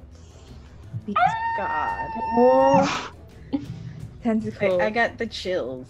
No thanks. And he raises, stretching out the tanglement, looks towards the four of you, and you feel rather than hear this inhuman shriek, this feeling that passes through your mind, pain and agony, and I need you to make me an intelligence saving throw, please. Everyone apart from Ira, who is not in the cone.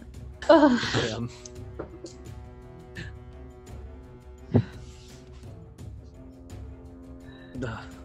I got an 11. Okay, that's an 11 from Aldous. Dirty 20. Dirty 20 from Actaea. That's a 5. A 5 from Kasara. Yeah. Torvald, what was yours? 12. 12 from Torvald. Okay. So, as you feel this inhuman shriek and scream pass through your mind, you just grab some dice here.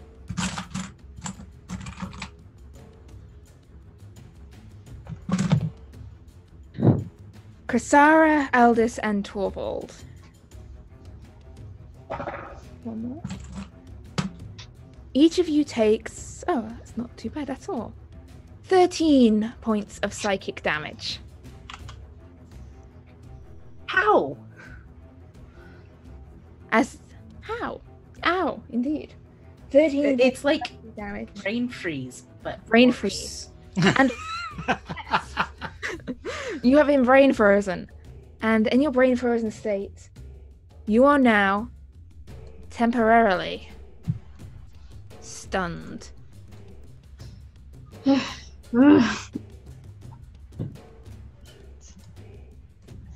Which means, as we pass round to Ira's turn, you don't hear this sound.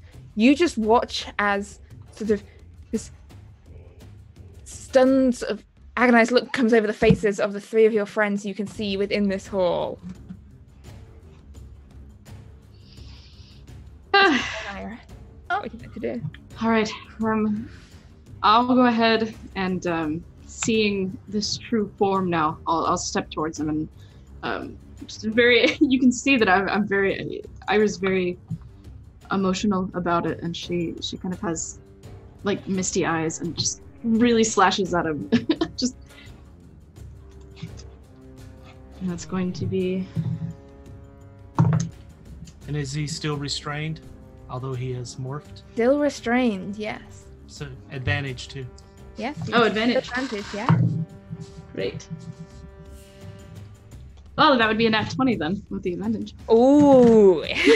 Smite that shit. Ugh. Get him. Destroy. All right. So critical would be just double damage, right? Roll You twice roll any- dice. If you roll any dice, damage roll them dice. again. Yeah. Wait, hold on. Say that again. Sorry. Any damage dice you do, you'd roll like double the amount. Okay. So if you're using your sword, you roll instead of 1d8, whatever, it's 2d8. 2d8, but then still just add 1 plus 2, correct? Yeah, you modifier. add the plus at the end, and if you have any additional things like hex or smite or anything, you double that as well. Okay. Cool. So that'll be 10 damage. Okay. So you're not smiting it. I don't know how smite works, admittedly. Oh. You're a paladin! I'm sorry! Bonus action. So as a it a bonus paladin, action? you I would didn't know know that you can use a spell slot to smite something, and it does Sure. more damage to it. Then yes. Would love to do that. Alright. So, as you strike down at it, the smite that is on a level... I don't know if that's a level 1 or a level 2. Hang on. Paladin. I don't know how paladins work. I've never played a paladin. I'm sorry, neither have I. Starting at level If 2, you when go to hit a D&D, creature- go into D&D Beyond and go to your features and traits tab, Yes. that's and an- you'll if- see smite. If it's a level 1 spell slot you use, that's 2d8 extra. Another 2d8. Ah, okay. Non-doubled, that would be 4d8. It's 4d8 Okay. plus your 2d8, That's so it's for level 6 1. total d8s. Okay, so then I would do 10 plus. 20 damage then. Okay. Ugh. So, as Ira sort of feels this strange inspiration in the back of her mind, as seeing the rest of her companions locked in place, she suddenly remembers and calls on the aid of, well, her oath, her pack, well, oath, not pack, completely different thing, her oath, and you watch as her sword slams down into the creature, there's this burst of radiant light. She calls down a smite upon someone who might be actually Yaren, and you watch as he crumples because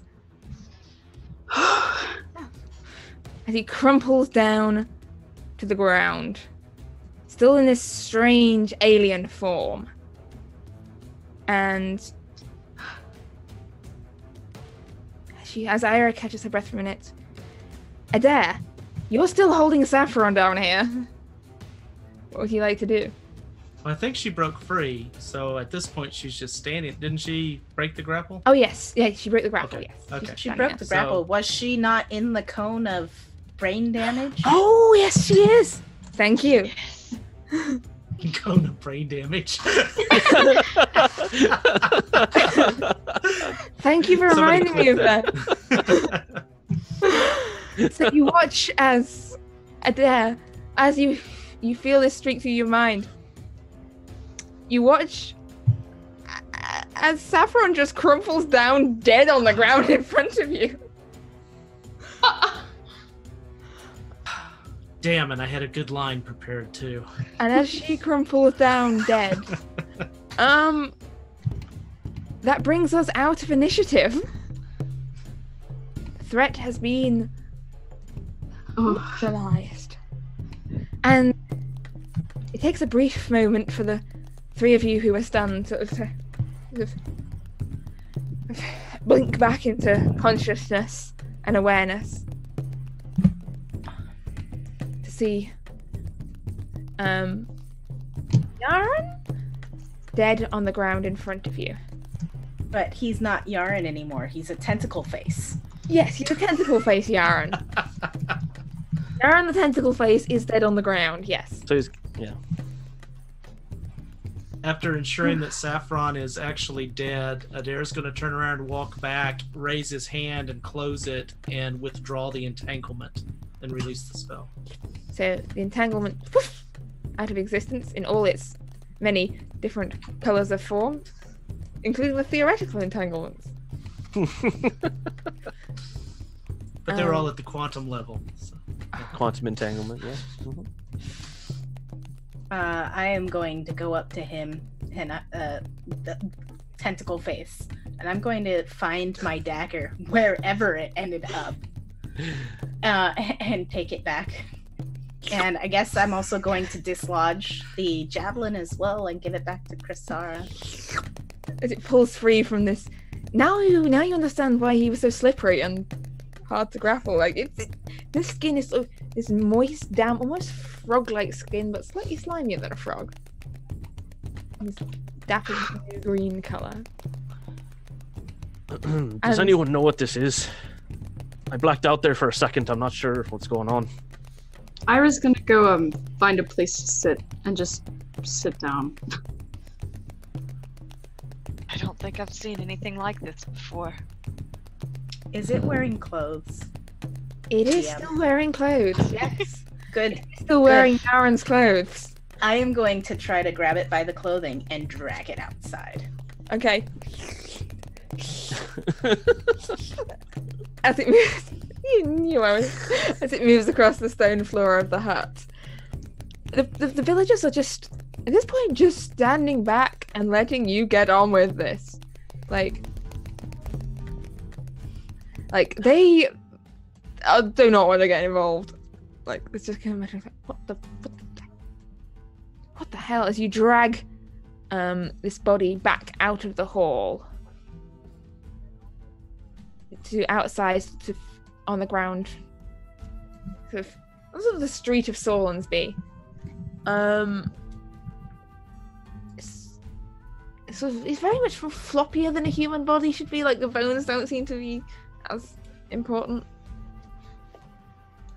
But yes, you have Yaren's body. What would you like to do? I'm gonna put it in the middle of the road because there's no grass there. I'm actually gonna yell out loud, "Sindri, come here!" If she can hear me, I mean, she probably hears it mentally as well. But I'm gonna go search the body. All right, so make me an investigation check to search this body as the mounting cat form of Sindri comes padding in the direction of the Haraffin house. 12.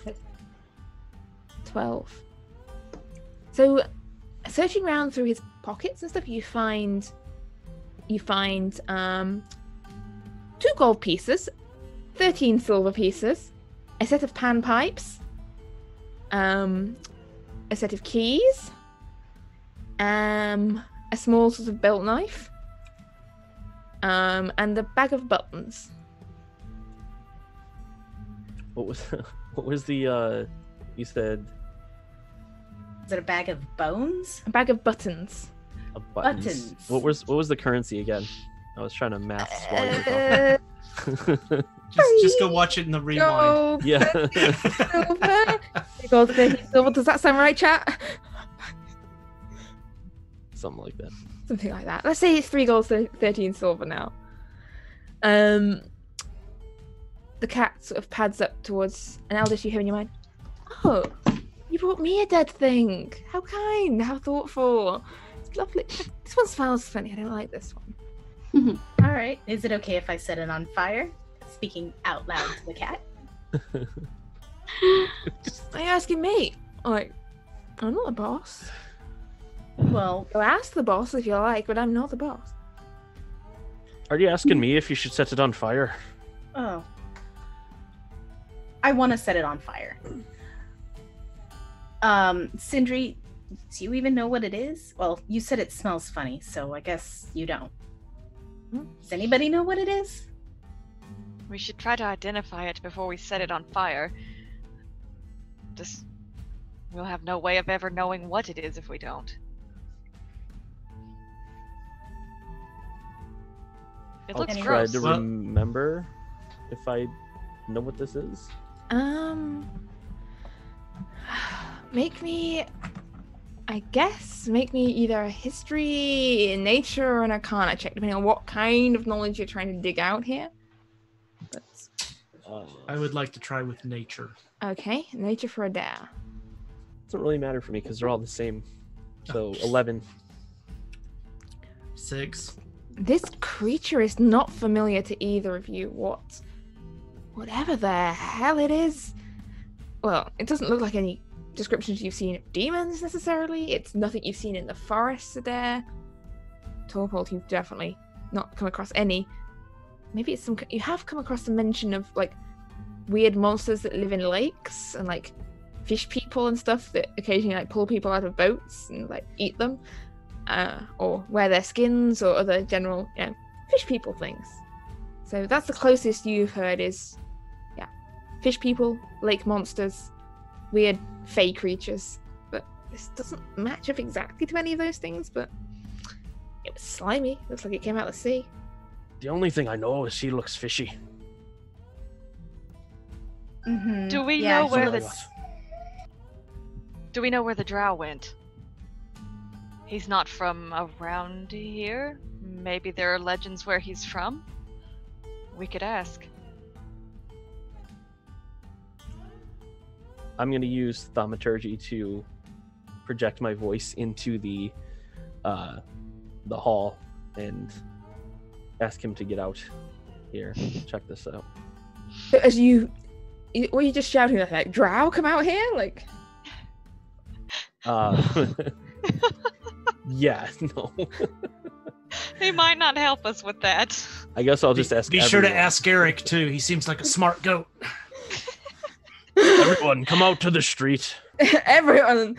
So after a brief pause, you see a few of the villagers making their way out. You see Elanthris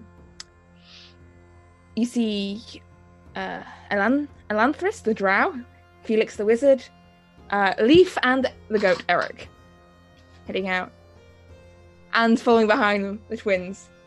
Oh, what is that thing? It's gross. It's like a giant slug monster. Can I touch it?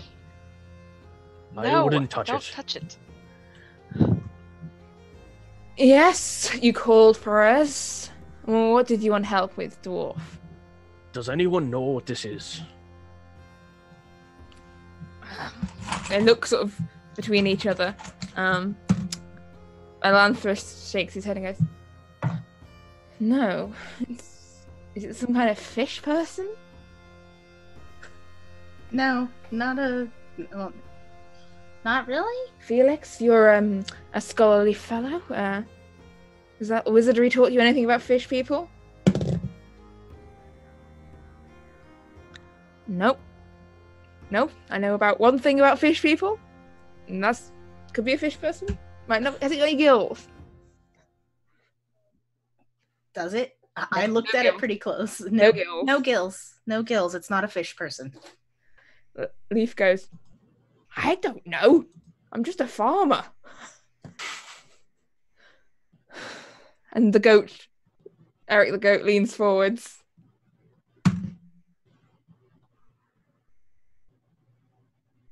I reckon it's an alien. What's an alien? Oh, what? Oh, you've not heard that word before? It means thing that comes from a long way away and is scary. Ah. Ah. That it's a sounds Krasara. about right then. Yeah, like a Krasara. Adair, I just want you to know I did hear that. I meant keeping it a in tally. I meant it in a complimentary way, of course. Okay. So while this is going on, Adair's going to walk over and look at the body of Saffron. Is there anything untoward, tentacly, that we need to be aware of? Maybe an investigation check. I was afraid you were going to say that. Or medicine if you're just like doing like a pat down for the tentacles alone. Well, I'll leave it. Yeah, we'll go with investigation. You said it first, and that is going to be an 18. No tentacles. She is Okay. tentacle free. Good to know. Just searching down through her pockets, you find she's carrying a small drum, and a sort of small book which appears to be of like songs and poems on her, and a second like small book, like sort of a handwritten one, which is in Elvish. Do you read Elvish? Nope. I will collect all those items, however. Wait, how close to Elvish is Sylvan? Similar, but different. Like grammatical structure is quite different, but the writing script is the same, I believe. I'll bring the Elvish book back to Ira and ask if she can read it, and if not, look at the dark elf creature that we had spoken to and ask Ira if she wants to see if they can read it. Yes, I know Elvish enough. I can try to look at it. Have a look. So, Ira, looking at it, it does appear to be a diary. Most of the entries are fairly short and brief. Things like, rain today. Or, still raining. Finally stopped raining. I'm thinking about buying new boots. As you flick through, it seems to be a diary documenting most of the time since just before Saffron came to Sorlandsby from off in the Elven Empire in Eldonra. She herself being a half-elf.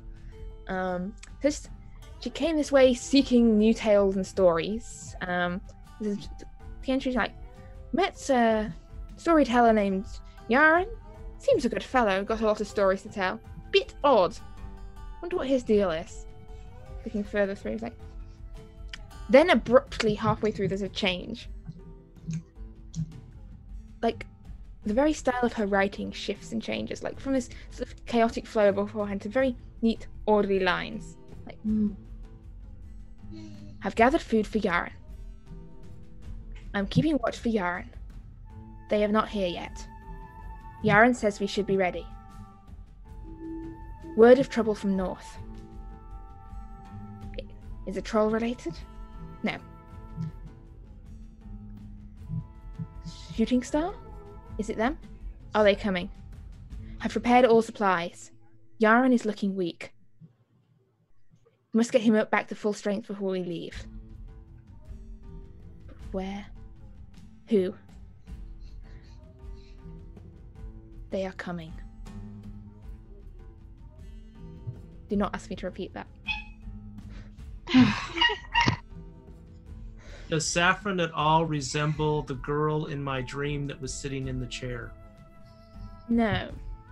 As you think back, you recall the dreams are always hard to recall with clarity.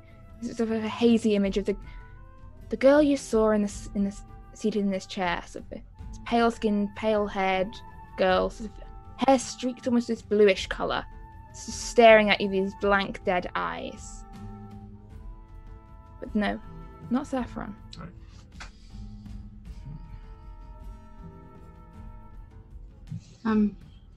Yes, it's a very concerning diary. It seems like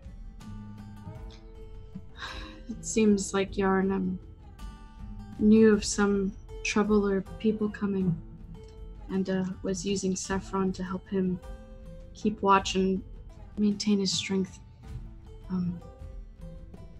I can't quite glean who it could possibly be talking about, or how much danger it truly is, but seeing as Yarn is quite the creature, it is quite concerning. The only thing that I can think of to do to help identify it is we could send word to my sister. She kept up with all of the Dinvala myths and legends, and perhaps she heard of something or remembers something. That seems like a good, reasonable next step. Maybe she could give us some sort of clue about the things that they think are coming. Sure. I have some paper, and I pull out a roll of paper and I sketch out quickly the face of Yarn as it is right now with all the tentacles, and then I describe a little bit about what happened here for that fight. And was she reading it out loud? Were you reading it out loud? I gave like kind of the paraphrase that I said, where it seemed like he was using her to keep watch and keep his strength because they were anticipating some kind of weird danger from the north. That's basically what I said. All right, and then I would have written a little bit of that down as well, and then I would have looked around and can someone? Well, either we can take this back. I really don't want to go back, or we could ask somebody to take it back for us.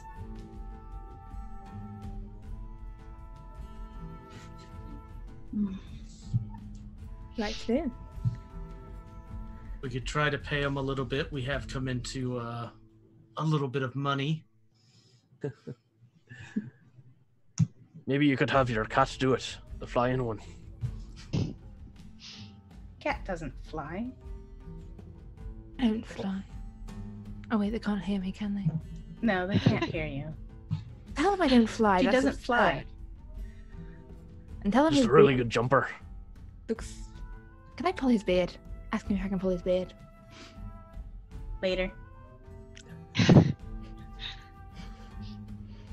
Torvald's beard isn't made out of yarn like this one. So It the is cat would not. be less In interesting. cat vision, it is.